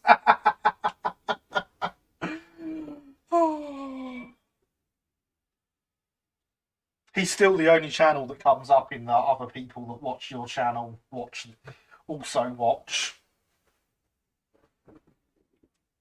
Oh, wow, yeah, it's a big beastie.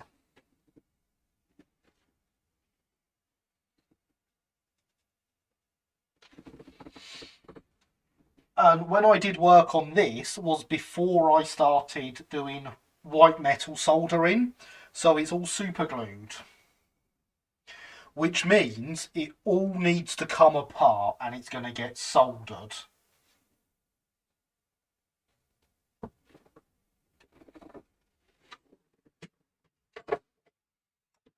You looking terrier, isn't it just? I do also have an O-gauge terrier, but that's ready to run.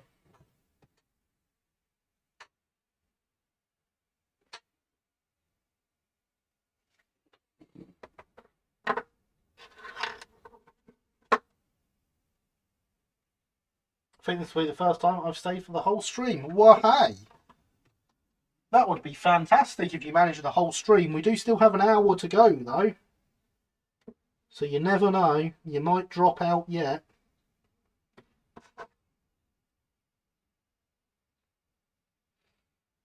But I hope you're staying because you're enjoying it. And not because someone is forcing you to.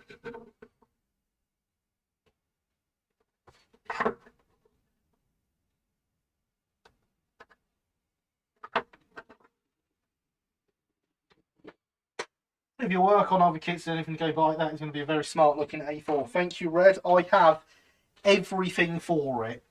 I have all the parts to build it. I have the wheels, I have the paints, I have the motor, I have the gearbox, I have all the transfers, I have nice etched number nameplates. I've even got some slightly bigger than I usually use coal lumps for the tender.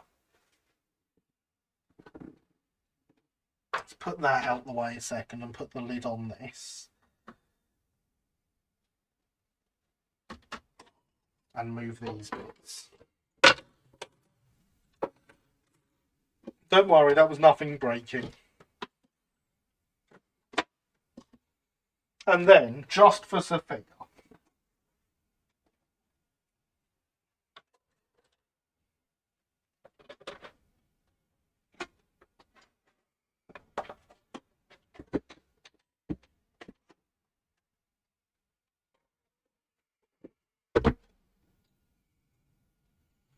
is that better, Sophia?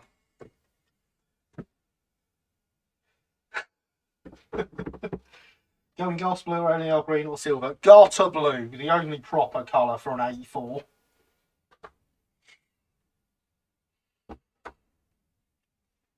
Those are all the terriers I got out the other day to pose on the layout as an ingot to pretend it was a 5-3-3 Inglenook.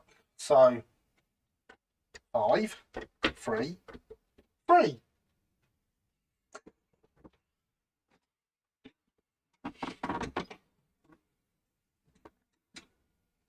Eleven wonders of the world. Exactly.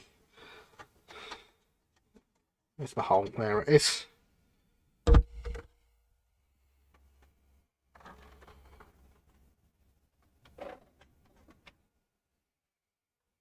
And yeah, ever since I posed that photo, they've been sat on the fiddle yard. Because where else would I put them?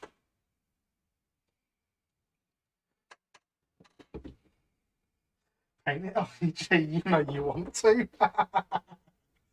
I don't think improved engine green would look good on a big loco, actually.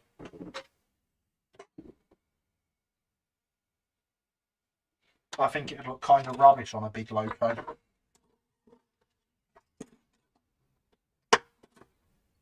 But small things like Terriers, it's ideal. It's a great livery for small tank engines.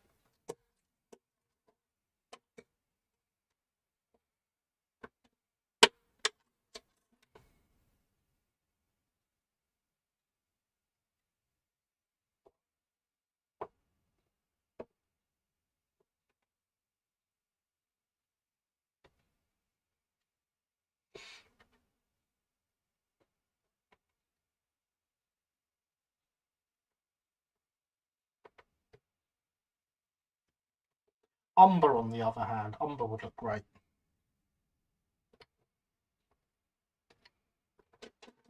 What about Gladstone? A four-coupled express engine. It's small. Gladstone is small and therefore looks good in improved engine green. Hydration is important.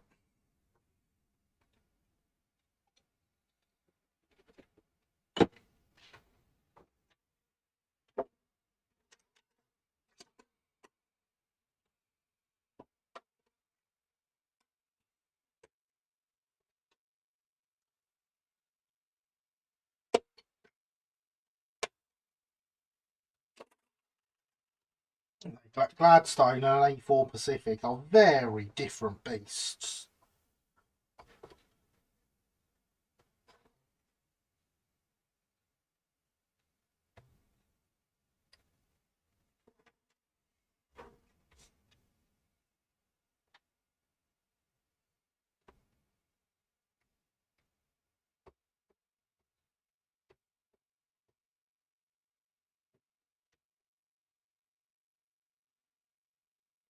Think about it like this: a 9F or P2 would look pants in IEG. Yeah, they would. I think Marge Umber looks very nice on large logos, H1 and H2. But yeah, Umber looks great on bigger logos.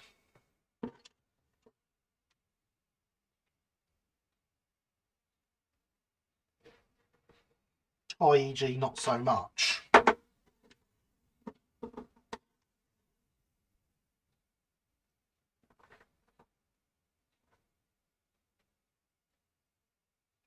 I'll shave them down afterwards.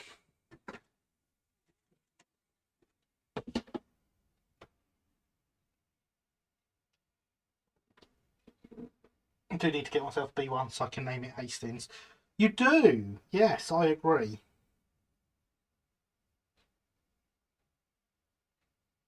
I have two of them. They're fantastic.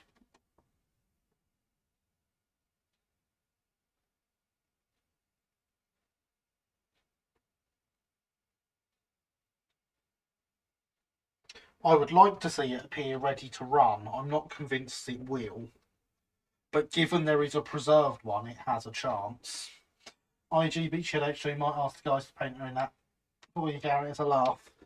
I'm glad they'll say no, because that's one of those logos I don't think would look good in it.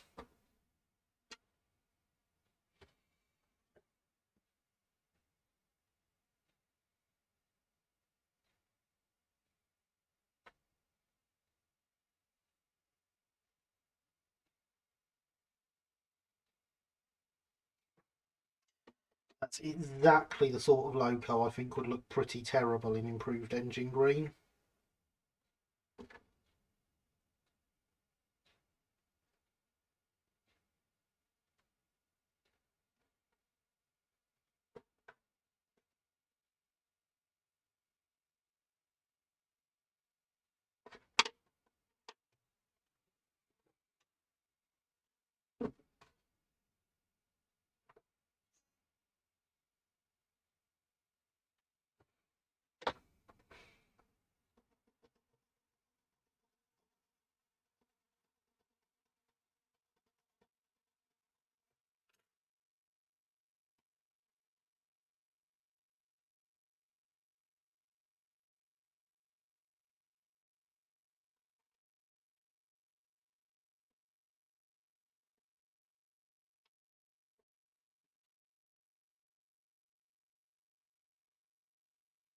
Terrier-able. Yeah, exactly. It would look terrier-able.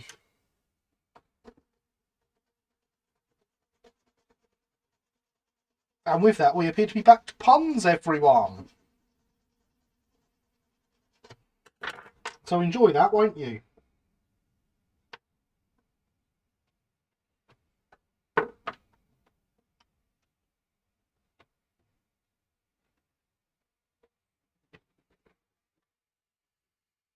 I wonder if I can mock up a B1 out of T9 and M7, reaches for a copy of Russell. What you want to do is reach for the Oak Hill thread, because you know it can be done. I know you've read that. It is all there. It does work. have to say to myself, I think the E4 looks best in olive green. Umber looks good, don't get me wrong, but I feel they suit olive more. No, they look great in umber. But, you know, they did originally wear improved engine green.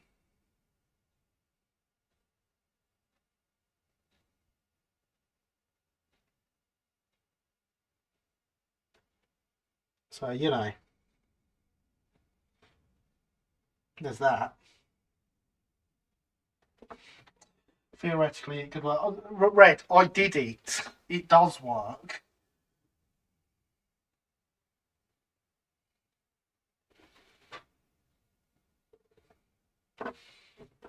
There we go. A Colin stage. That was a shameless plug for your friend. I thought it might be.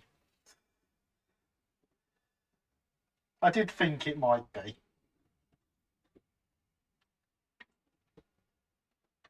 Well, I still have that B1. It doesn't look nearly as good as my two gem ones, though. Unfortunately.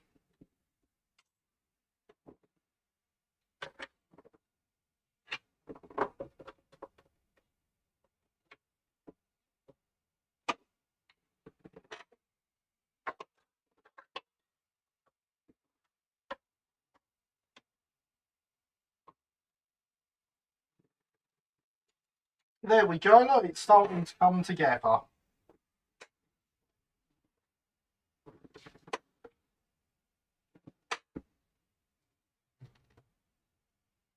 Just need a water tower here.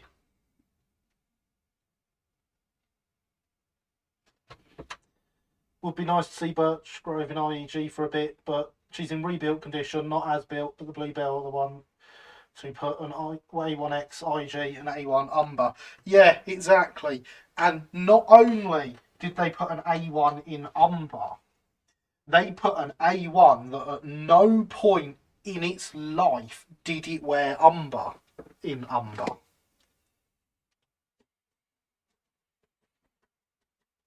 Preservation was the first time Fenchurch ever wore Umber.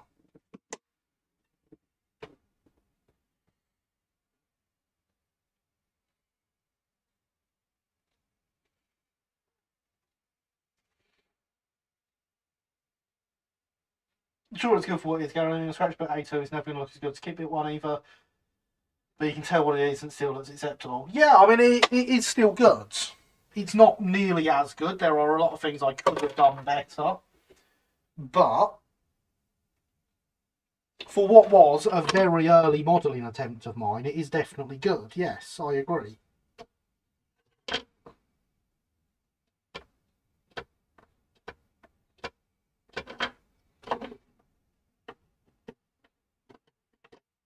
But I do enjoy looking back on my old modelling and seeing how much I have improved. It's great.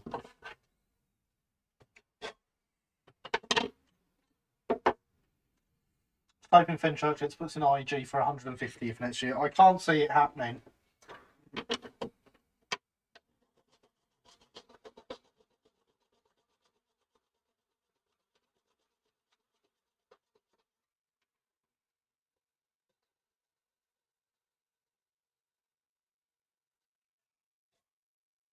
And it's a shame.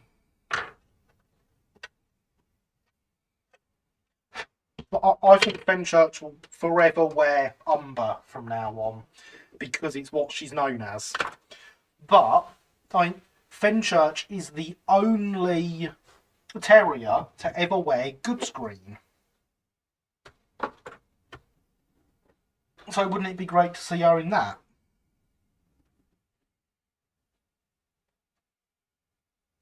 It's like my Q1 will never look as good as Form BH, but I'm happy with it. I mean, it's a very nice model though, so, you know, you definitely should be happy with it. Will it be restored to running by next year? That is the plan, yes.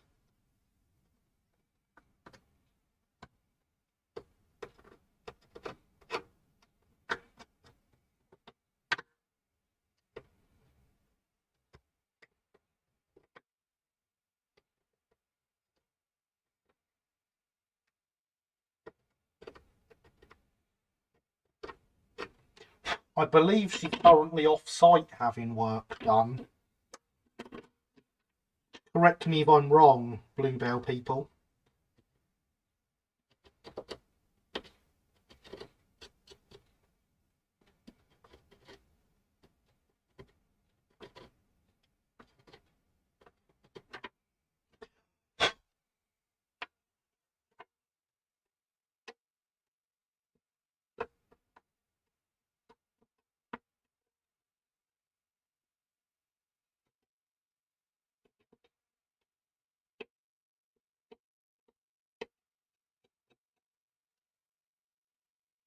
Saw it about 3 years ago. It's just sitting on Horsley Keynes platform. Yeah, and it looked atrocious, didn't it? It looked absolutely horrendous. Is the H-Class still in Steam? I believe so. Yes, can't remember where the old girl is, but Fenchurch, I believe, is off-site for overhaul. That's what I thought.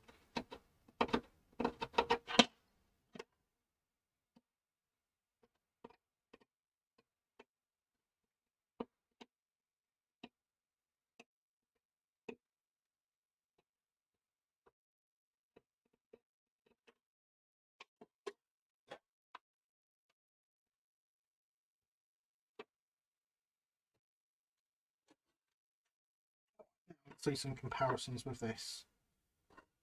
So we want to go down this one, pretty much straight on.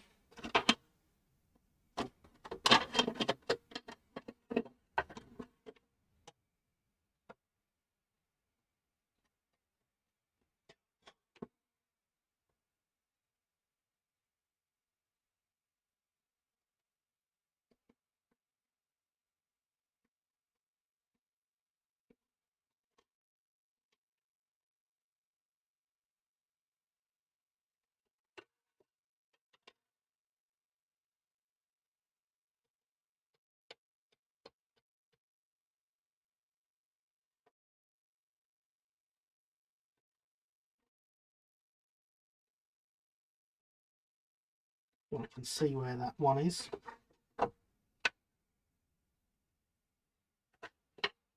And this one just here.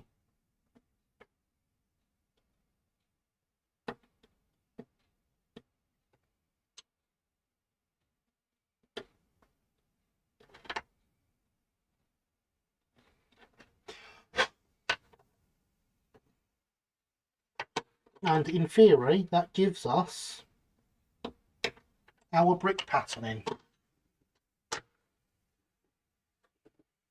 H is in Steam, yes, but yeah, so the H is often in use at the moment.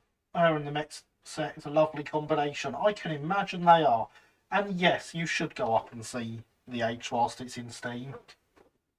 It's a wonderful logo. I have some fabulous pictures of the H. God, they've got to be nearly 10 years old now, though, some of those pictures. That's weird. So, shall we get the engine shed to a stage where we have the walls together? I think we should.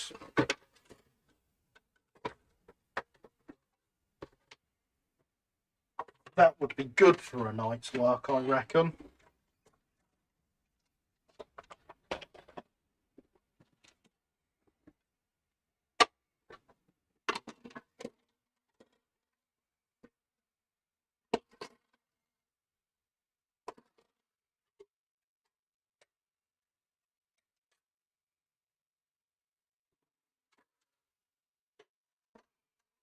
Fabulous because it's SECR. Yeah, fair enough. I'm not going to argue with that.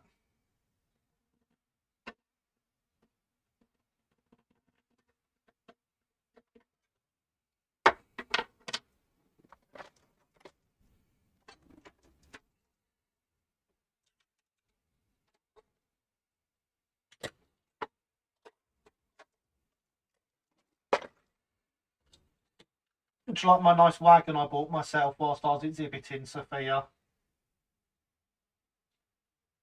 I'm very happy with it.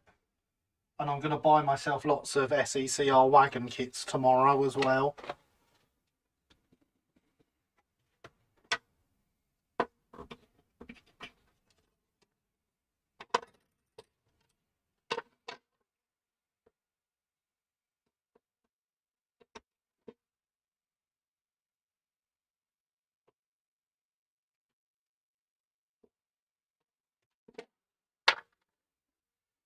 Talking of wagon kits, as people, well, at least some people will know, it was my birthday on Monday. I went out to the shop to buy myself some nice things. And when I got back, the postman had left me a little parcel of a wagon, 3D printed, very nicely. I am very happy with looking at this wagon that I did not know was coming. The wagon also came with some transfers.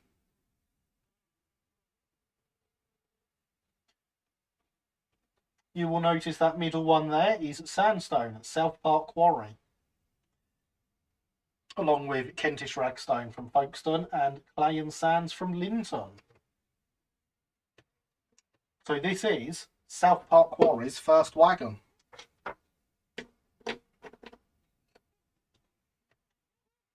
It has wheels and couplings and paint and everything ready to go.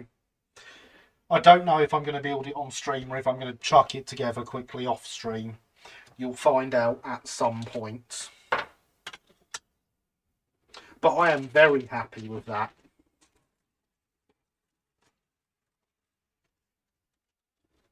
Look at all those parts.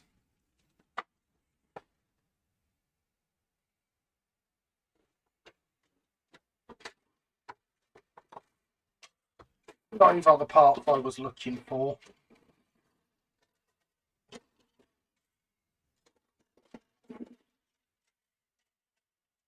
You don't want those yet, actually.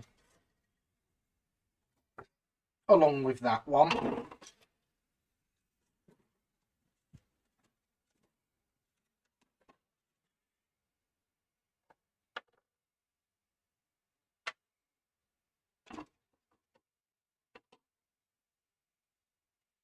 A considerate gift. I thought so too, Andy. So I had no idea it was coming. It arrived and it put a massive smile on my face. Hello everybody, welcome to Let's Put Some Wheels In and Paint It. And put transfers on.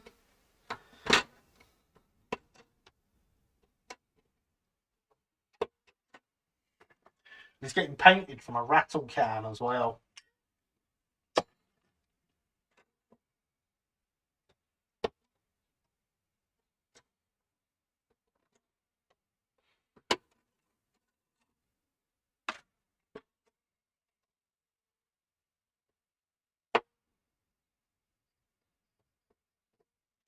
But yeah, it really did put a smile on my face getting that, because if there's anything I need at the moment, it's wagons that say South Park Quarry on them.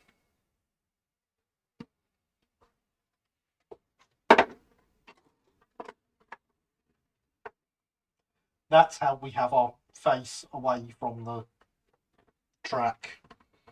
I'm not sure what I think about that. I'd much rather it was flush. But there we go.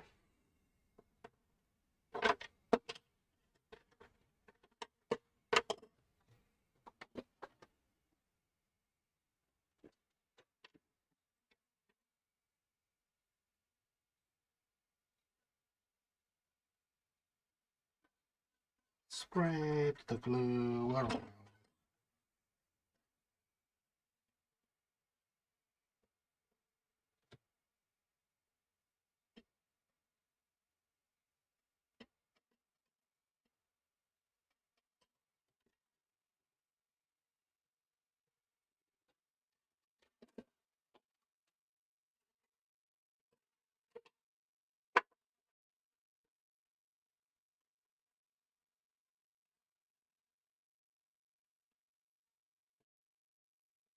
And I suppose it does add some of that extra relief I was talking about earlier. So there's that. But I'd much rather it was flush and there wasn't an arch there.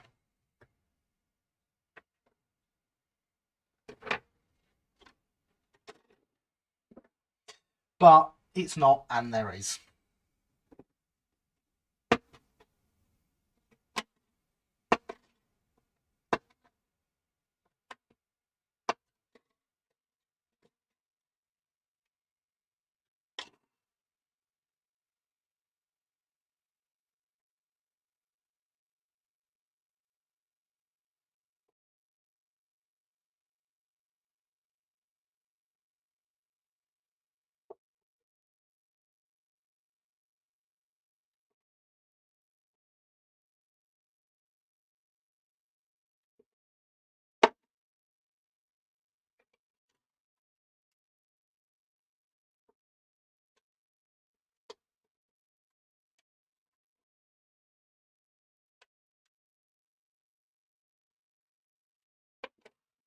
Ah, yeah, that should do it. Hopefully there isn't the same on the other side.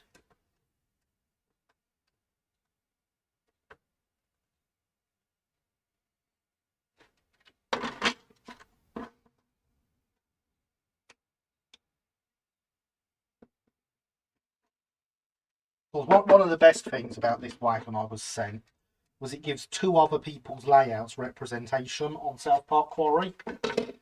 And I love things like that.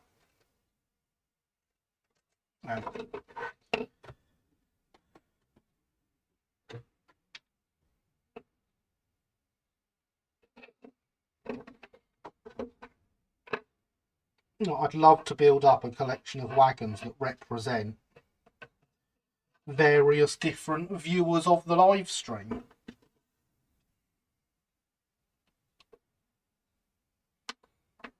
I think that would be a really cool thing to have on this layout.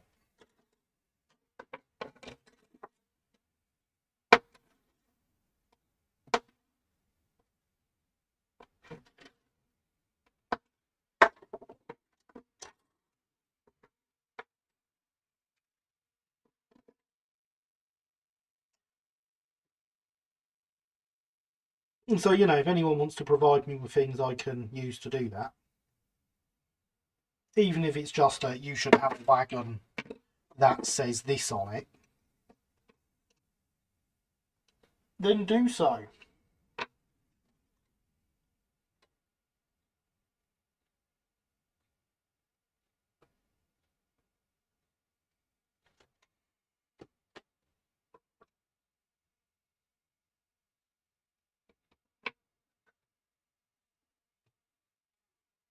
And there we go, one back wall ready to receive a coat of paint, let's be honest. Doesn't look very sandstony at the moment, does it?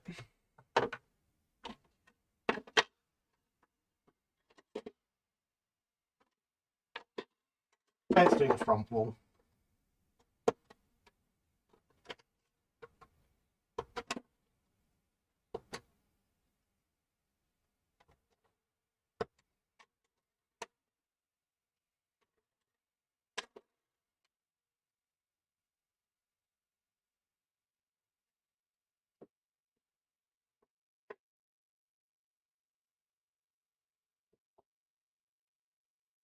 But yeah, would it not be cool if this layout could go out to its first exhibition and all of its wagons could be representing a different person that views the live stream?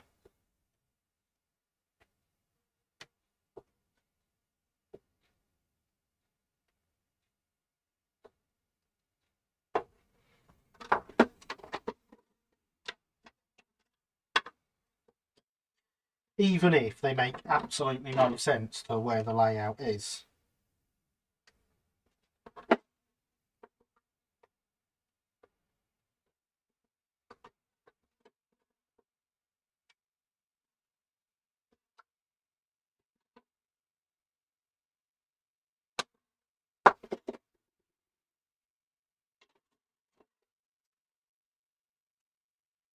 I don't mind having a wagon garage, maybe Porter's tea. See, that works, yeah. I'll forget about it before even the end of the live stream, never mind actually doing it. So probably best to drop me a message.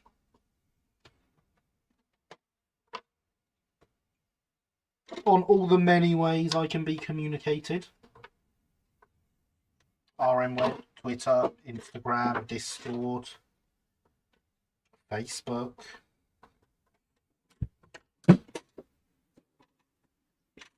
Do not knock the pot of thinners off. Before you fit the brickwork, would it not make sense to paint the sandstone? No, because I'm painting the brickwork sandstone as well. I mean, you're right, I probably will have it a different shade, or a different colour, maybe even red brick colour, but I don't like this red brick colour, and I will brush paint it. And don't worry, I didn't spill it. The lid was on.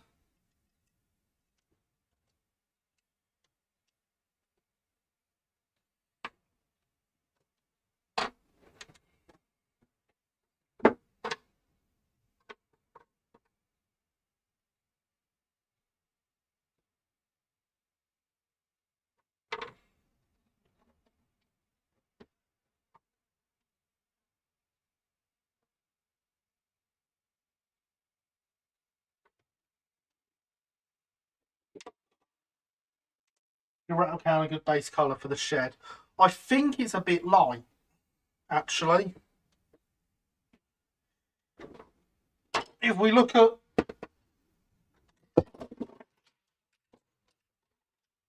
the colour of the ballast next to it, I mean, it might do, but I think it might be a bit light. What do you reckon?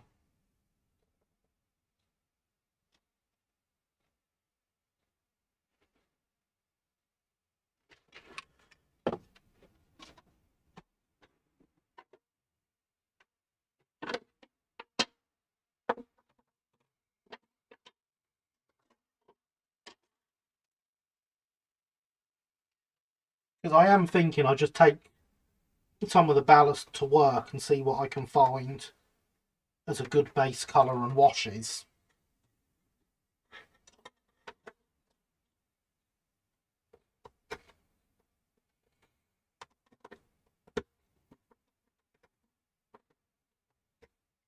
Because Mr. Mole did send me a very good article on painting sandstone. It's a Warhammer one, it's all in Games Workshop colours, and we don't stock those. And I couldn't find some conversion charts for them, but it did look really good. But I'd rather use something I keep in stock and therefore can have lots of money off.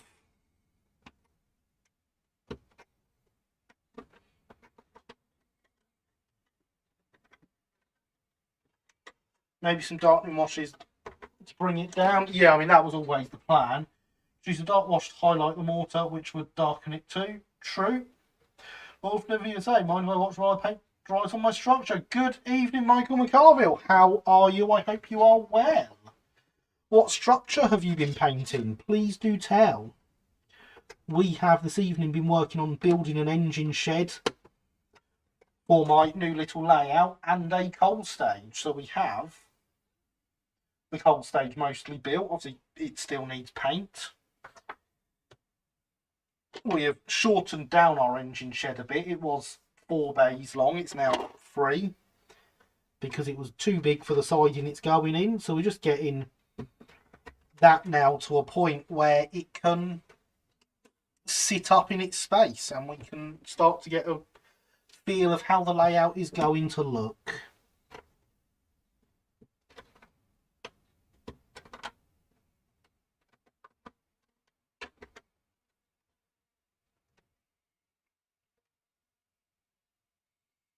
That's all we need off there for now.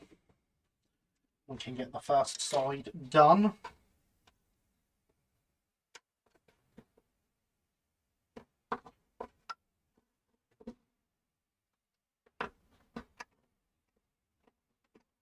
Just clean up the edges a bit.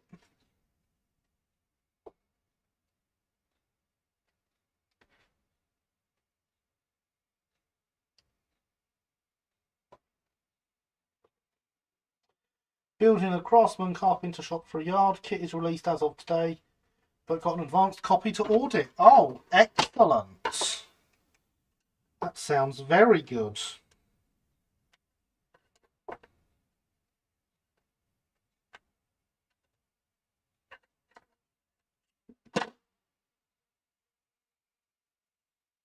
Yeah, you do realise Denver's in Colorado, same state as where South Park TV show was set. I do. That was not lost on me.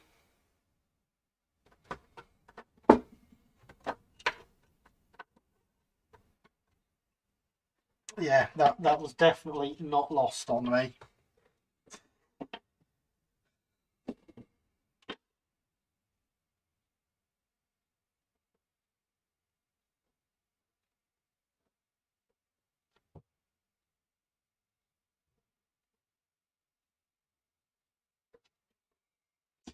So, Michael, this layout is called South Park Quarry, which led to some discussions about South Park, the TV show, earlier, and people saying it always reminds them of that. It is a real place from Kent in the UK, although it was never rail connected in real life. That is very much my doing.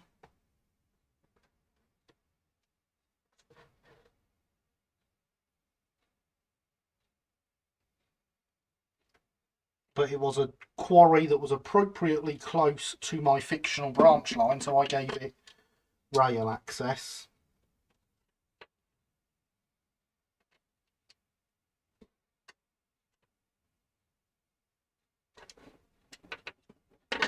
South Park guys are buying local Mexican restaurant Casa Bonita games and cliff dives.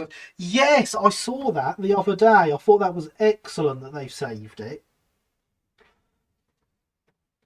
Cartman will be very happy.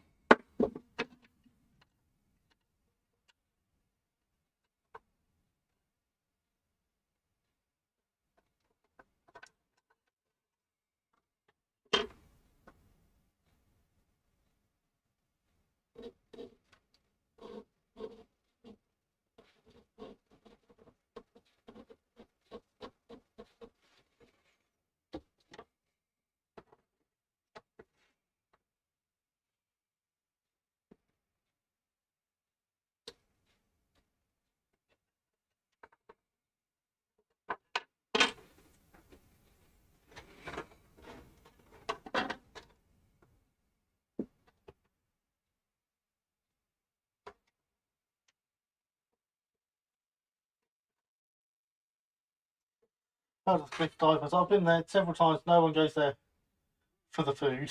Fair enough. To be distracted from eating tacos. I would expect it is.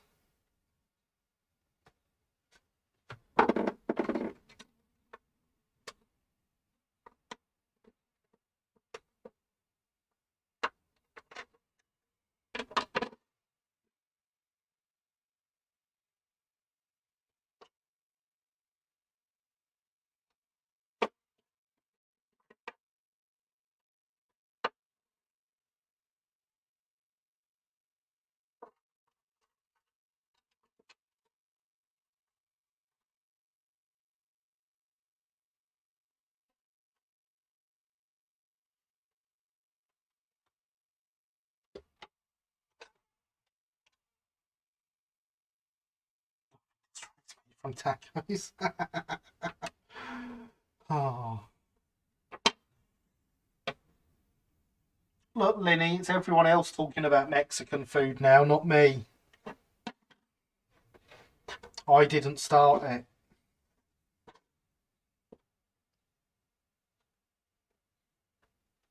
Mexican food is the best food, though.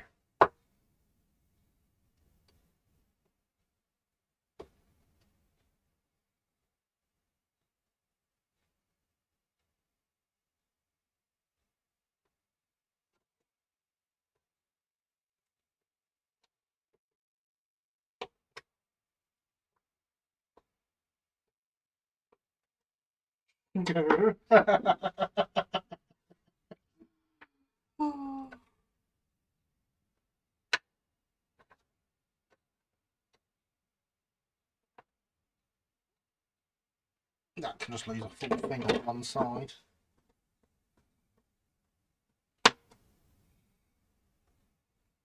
Yeah, well, it wasn't me. I didn't do it.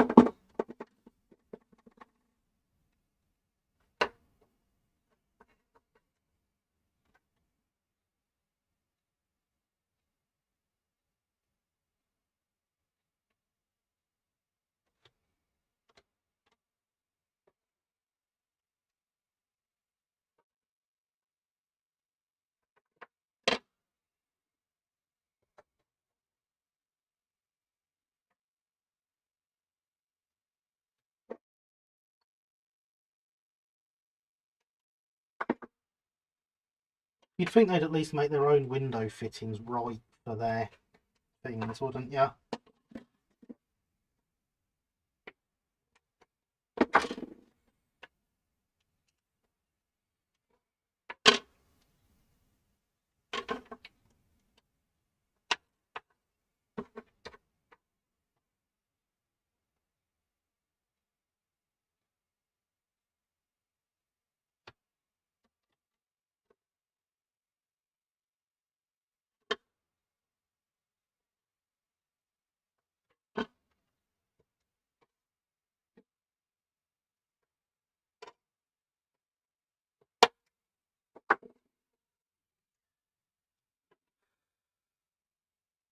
Not proper Mexican food, but Eastbourne does have a Taco Bell.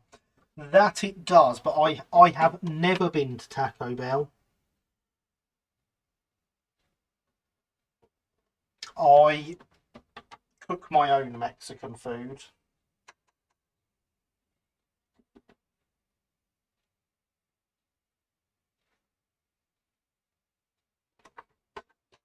There we are. The side is done, and as you can see, there's a little bit down here and a little bit up here, but the vast majority of where we cut is covered by the joints in the wall.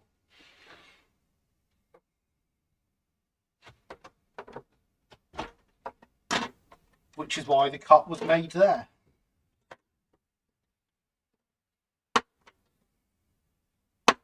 Which was suggested by Linny, I should say, as well, when we were discussing my plans the other night.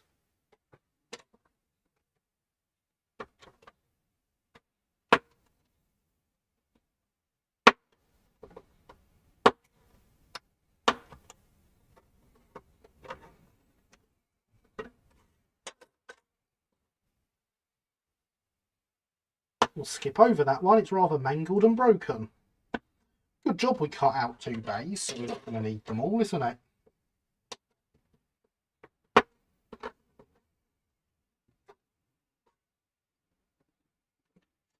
Good. Not that I'm biased. Evidently, if you want sneak peeks and planning sessions, join my Discord. ! Discord in the chat. I might do some live stream planning sessions.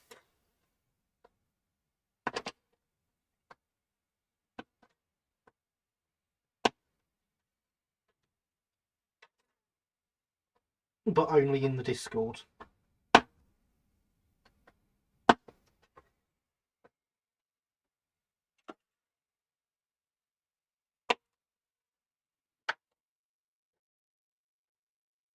Bit of paint, you never see it. Well, that is what I'm hoping, yes. And there is the Discord link from Linny. Do like the look at that engine shed, Pity Linton will be brick. Yeah. I don't know if they do a brick one that looks similar.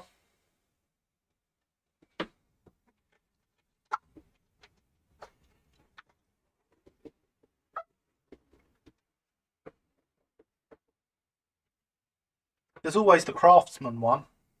You like those kits, don't you, Linny? Hydration is important, everyone.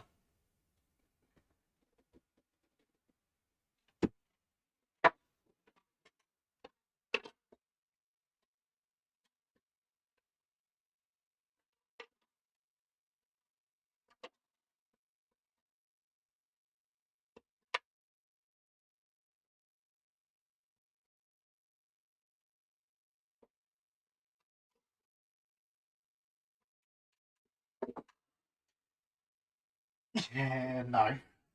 But that's a two-road engine shed, actually, the Craftsman one. Because it's the one on Oak Hill.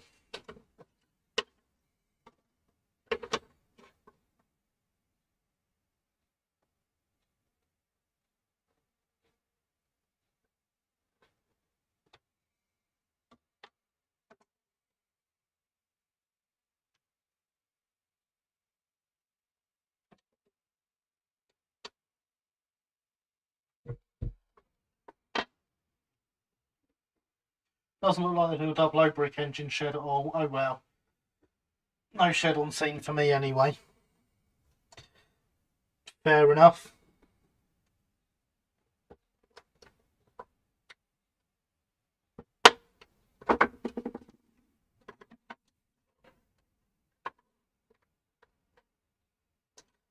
But yeah, I like the fact that...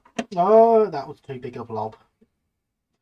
I like the fact that doing this layout lets me have something different to what I usually do. Because of course in LBSCR land I'd never have a big stone single road engine shed. They'd either be brick or timber.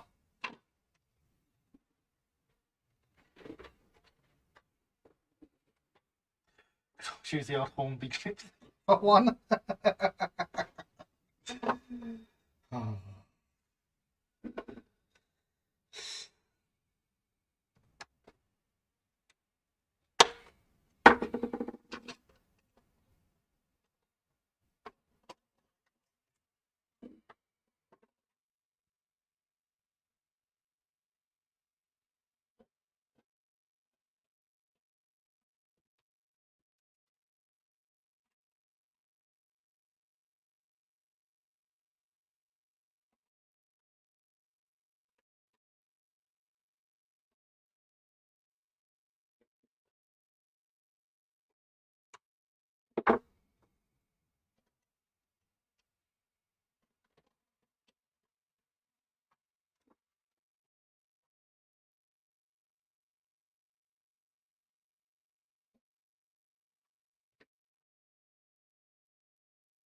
God, it's 11:30. It's nearly time for the live stream to end. I must say I'm quite happy with what we've got done this evening.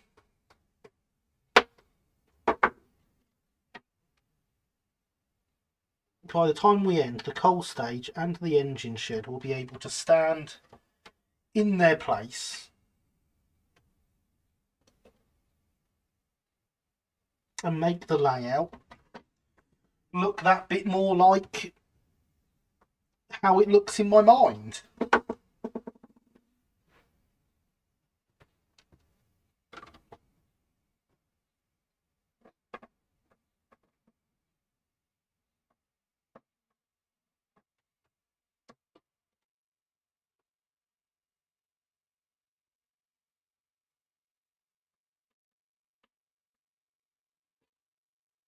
And won't that be great?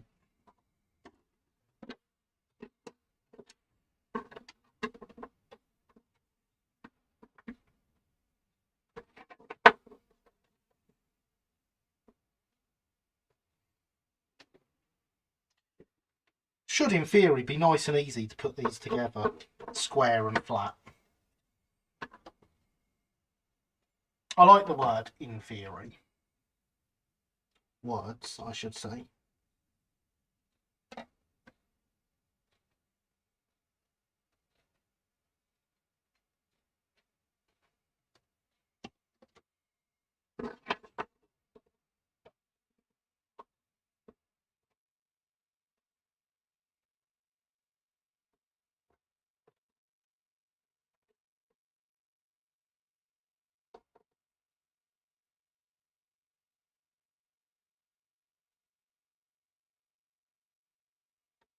Don't you have an engineer? I do.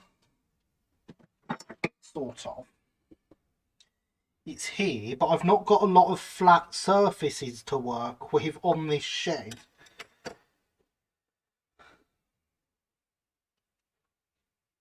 The inside is covered with lumps everywhere. The outside is covered with lumps everywhere.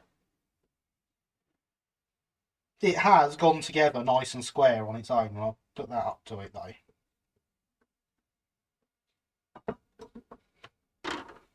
So it's all good. But yeah, it's rather bumpy on the inside.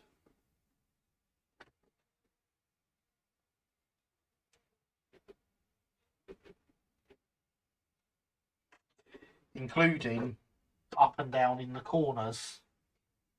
Stonework does line up very well, yes, I'm rather impressed at that. Quite a lot of kits you see don't line up that well, this does.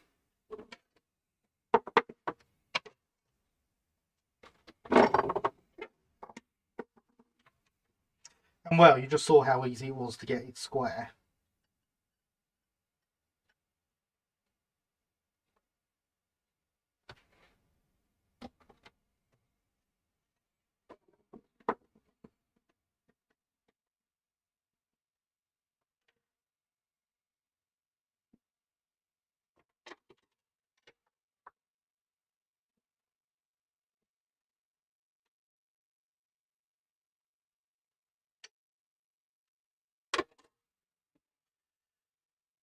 So what I'm thinking about the roof, chop a bit off each end. No, I've got to chop it out the middle.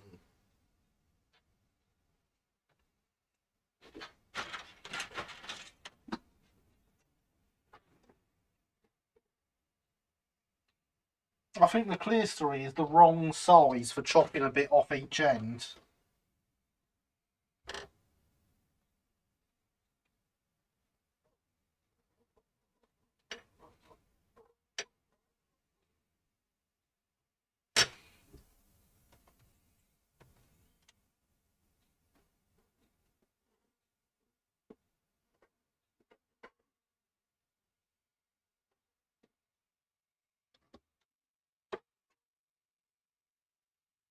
And you have to chop the loose. Yes, I know.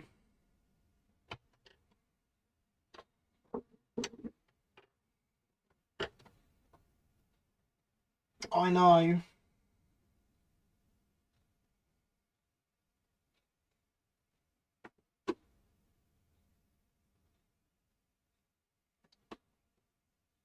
Nothing's set in stone until I cut it, though.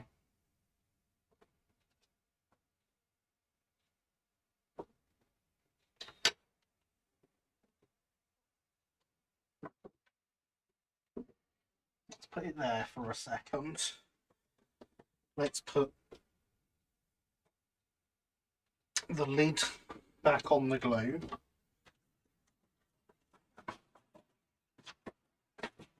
Ah, the roof pieces are over here. I mean, it might work.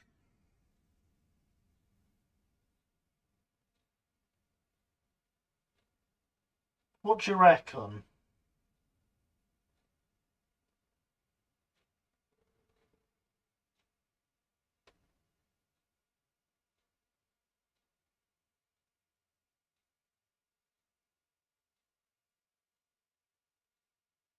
It might be all right at that length.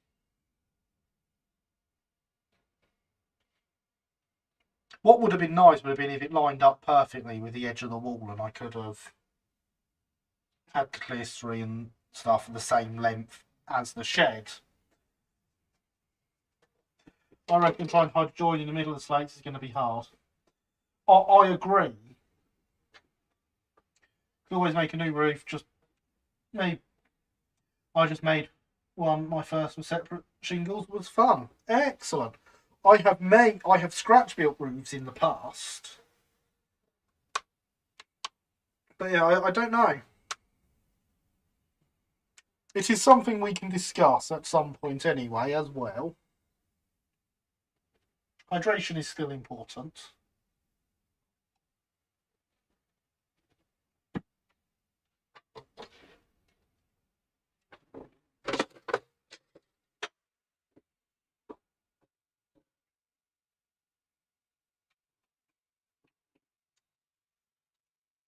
But we're starting to get an idea of how the front of the layout is going to look.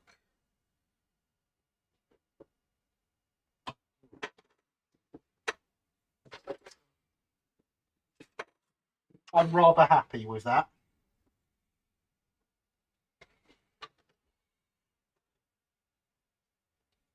And then we'll have the water tower here.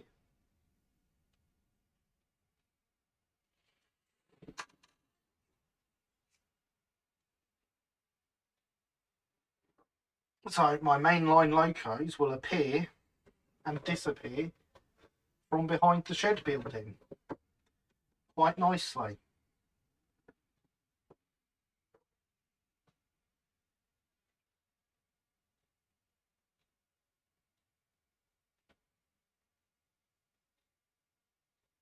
The only problem I'm seeing at the moment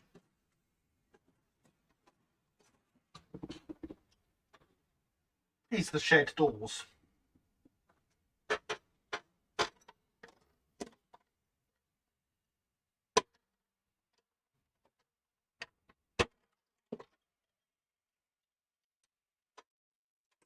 Get these off of there.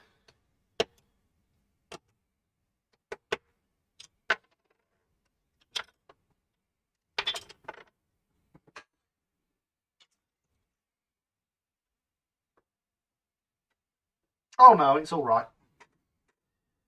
I thought there was going to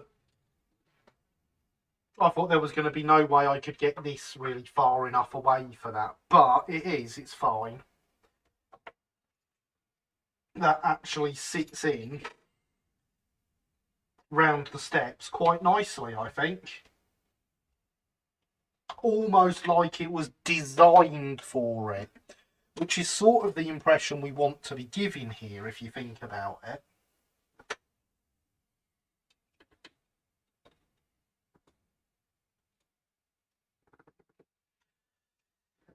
With the provided kit roof, you could be a good sizable gable end overhang. The roof section does fit over the centre section. May need, but may be odd looking for so long. Remember, your farm will need to get up the steps to the coaling stage. Yes, I know, but the coal goes in here, so the loco is going to be right out of the shed. Like that, so the doors can be closed for the firemen to get up and down the steps.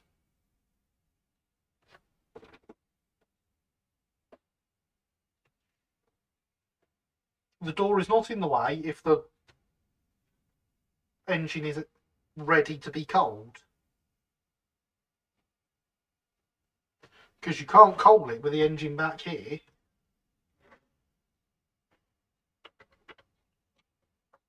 So the door is closed when it's being cold.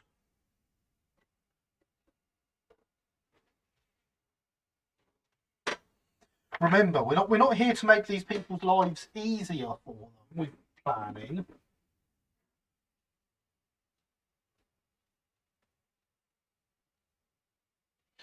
But also then can't walk into the shed if the door is in the way. I should leave enough room to get around the door and steps.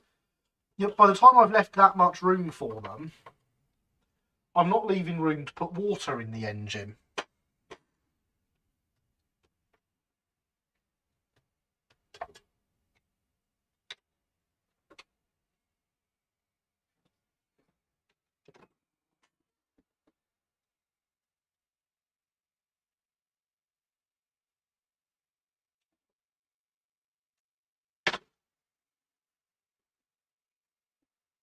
What if, and you could say, no, this is completely stupid here, but what if I took this door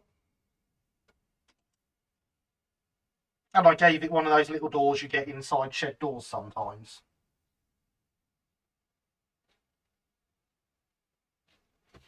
So then, with the door open,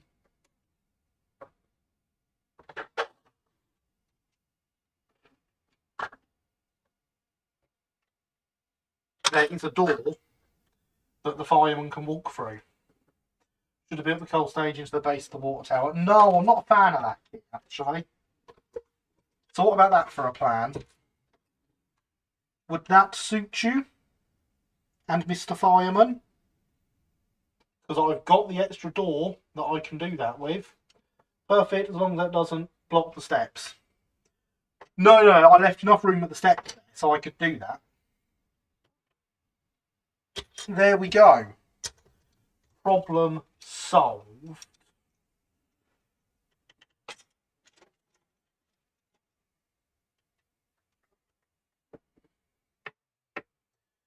I suppose, now we're down to 15 minutes left. The last step of painting the rails.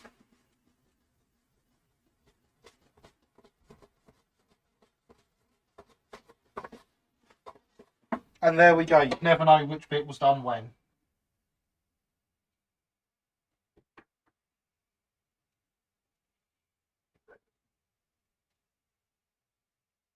And the fireman complained enough to get the door removed.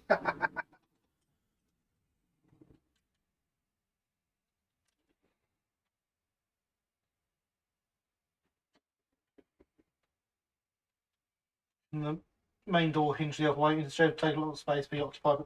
Yeah, no, the main door can't open into the shed because then the loco.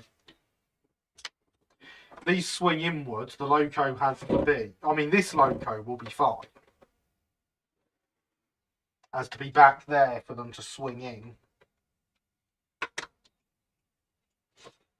Which is quite a distance into the shed, and you're not going to get anything bigger than a Peckett in there.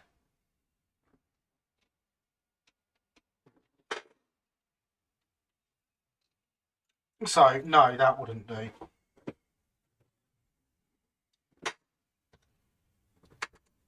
But so, this door on door, is there a reason it couldn't open this way and then not be blocking the steps at all? Meant the small door should hinge the same way as the big door. Yeah, see, that's what I was thinking. I mean, it does. The only thing that's on this door as a giveaway to what way it opens is that it's got a lock on this side. If I cut the frame off and turn it the other way around, the lock becomes on this side. Or I could carve the lock off and just put a pin in to represent the door handle.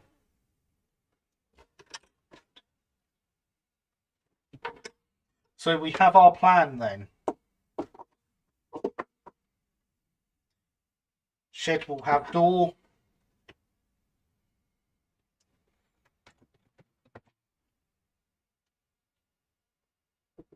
Shed door will have door.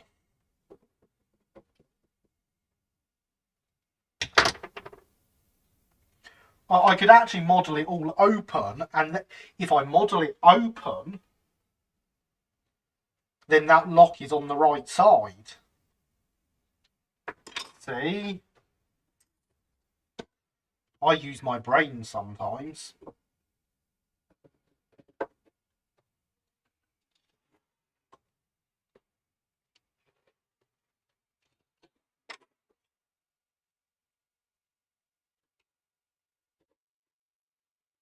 If I squeeze that in there so it doesn't fall over, that gives us some hint as how that would be.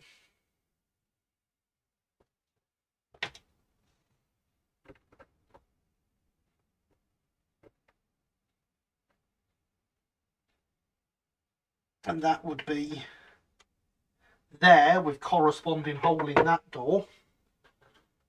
And then that would be there like that. How's that?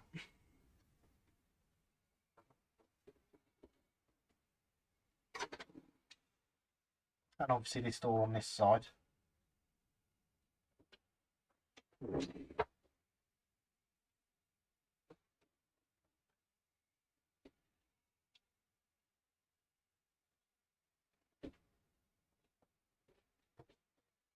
Wondrous. Excellent. See, so my plan for this layout has always been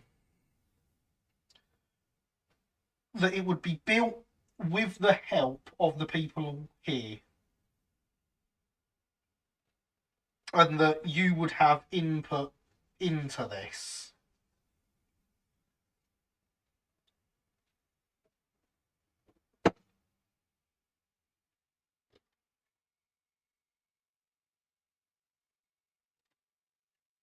This does now mean I can't go with my plan of putting the fire buckets on the shed, but if the fire buckets go in here, in fact they could go on this side of the shed, but I think I'd be better off putting them on there on the coal stage.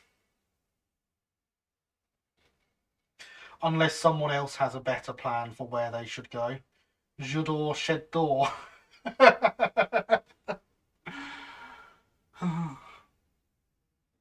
Because that is the door for the little office that you're supposed to build on the side of this shed. But there's no way I'm getting that in here as well. There's just not the room for it to have a little office.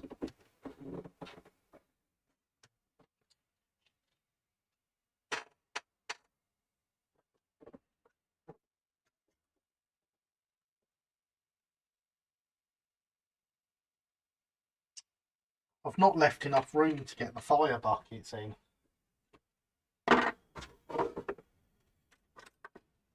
I don't want to put them on yet anyway, because I want to paint them. Actually, this wood block could go in because it's wood.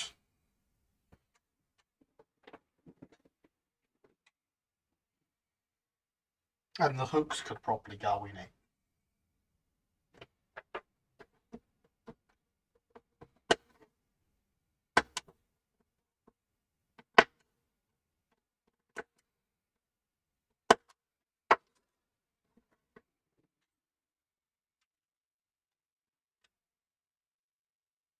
Do you really need 3 buckets? Probably not, no.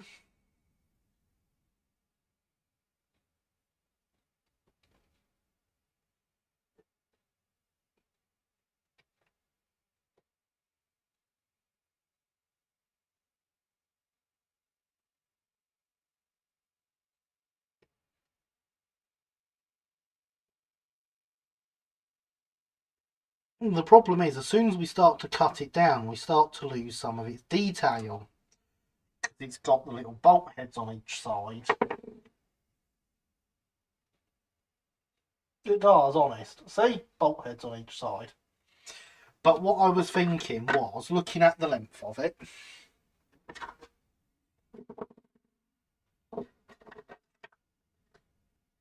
I could probably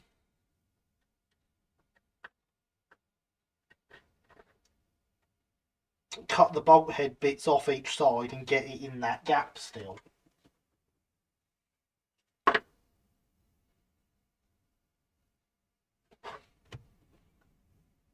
But yeah, I cut each side off. It's not. It obviously wants to focus on the back seam because that's clearly more important. There we go. It's still going to be tight getting all 3 buckets in there.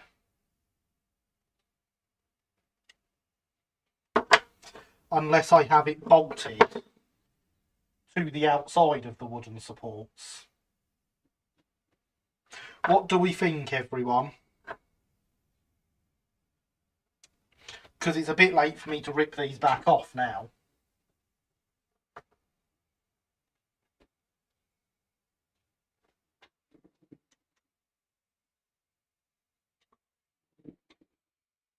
Why not bolt it straight to the wooden supports? Fair enough, will do.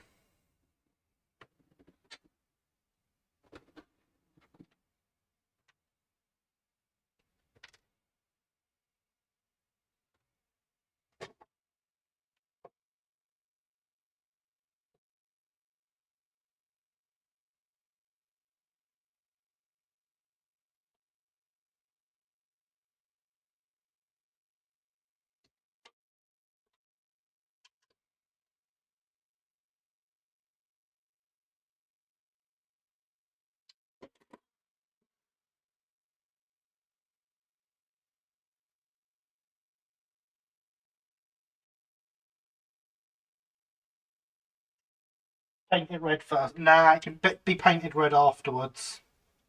Be fine.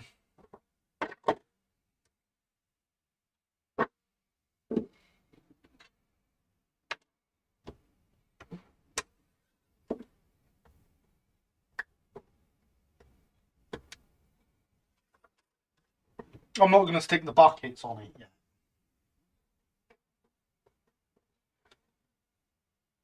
Because there'll be too much of a pain to get around with the paintbrush.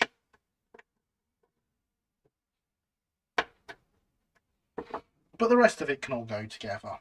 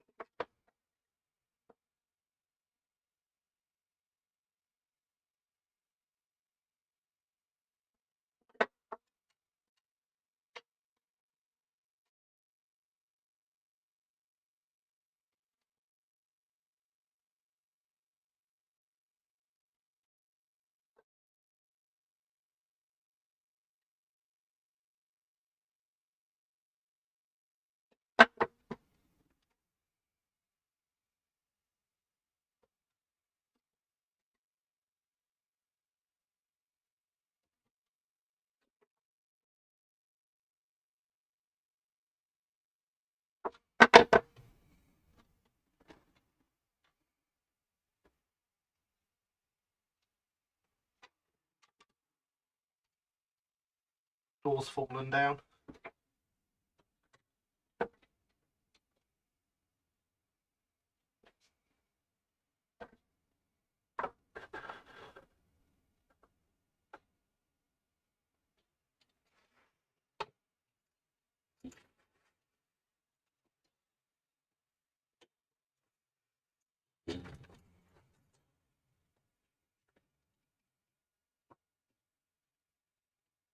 There we go. That is the best view of this little bit you're getting.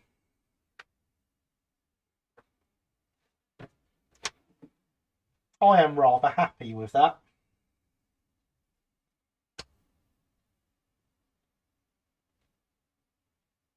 What does everyone else think? Oh, it's a good angle, that. You can't even tell that the door's leaning on the loco.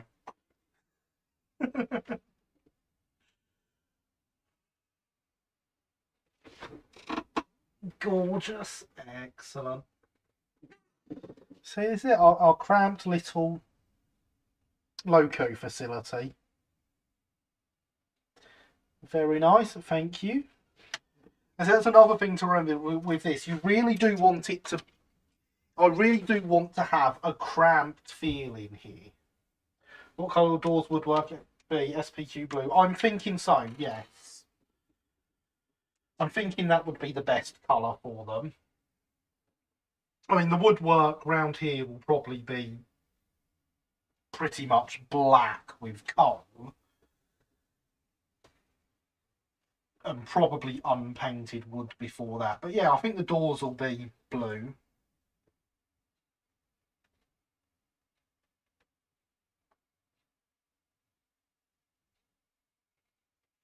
It seems appropriate.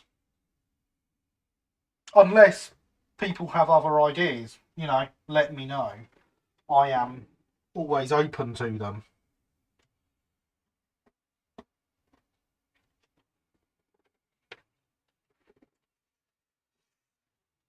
But yeah, it needs a cramped feeling. So remember, this is in fact not only the engine shed, it is the head shunt for the shunting puzzle as well.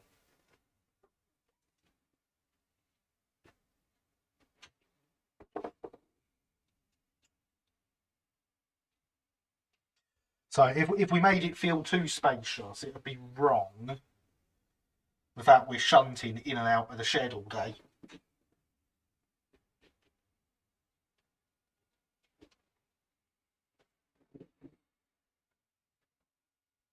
And blue works for me. Blue, yeah, excellent. So it's Humbrol 25.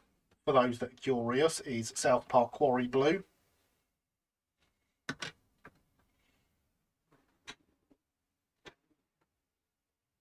But yeah, I am very happy with the progress we've made and the fact that the layout is coming together in a way that I can see what has been sat in my mind for a while finally appearing. I wish I'd bought some trees in now so I could have plonked a tree or something here where I'm planning on having a tree. But they're all currently chucked on the narrow gauge layout actually.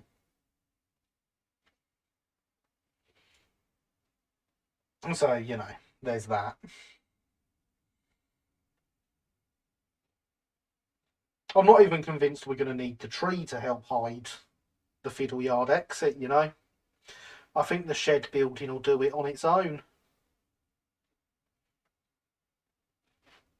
And there is the bot popping up to remind us again to like, subscribe, notification bell, all that wonderful YouTube stuff. And it is popping up to tell us that because it is now 40 seconds to midnight. Exactly, Linny, pumpkin time.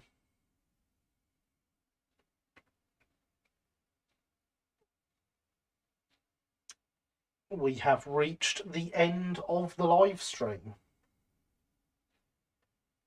Again, I'm really happy with this. I think we're doing fantastic. Next week we'll get probably the shed finished being built, maybe build the water tower as well, which again is getting modified because the water tower we have is around here, so there it is, a 3x3, which I think is a bit big for this place. So I'm thinking we're going to cut it down to a 3x2 tower. And I'm wondering about having it 3 deep and 2 across, just to make it feel that bit more cramped as it's on the, because it's been shortened on the track side. Yay or nay on that, everyone? Do let me know. You've got a whole week to think about it.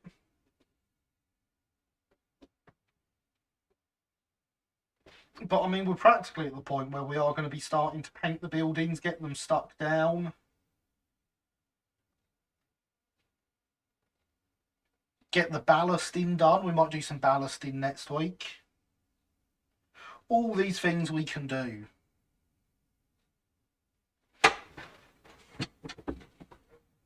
But slowly it is coming together. We have a very nice little layout being built here. And I am very happy with the progress we have made. So, thank you for coming, everyone. It has been absolutely fantastic. I've had a wonderful time. I hope you have too. All that's left for me to say is this has been Let's Build. I've been Gary. You've been awesome as always. Good night.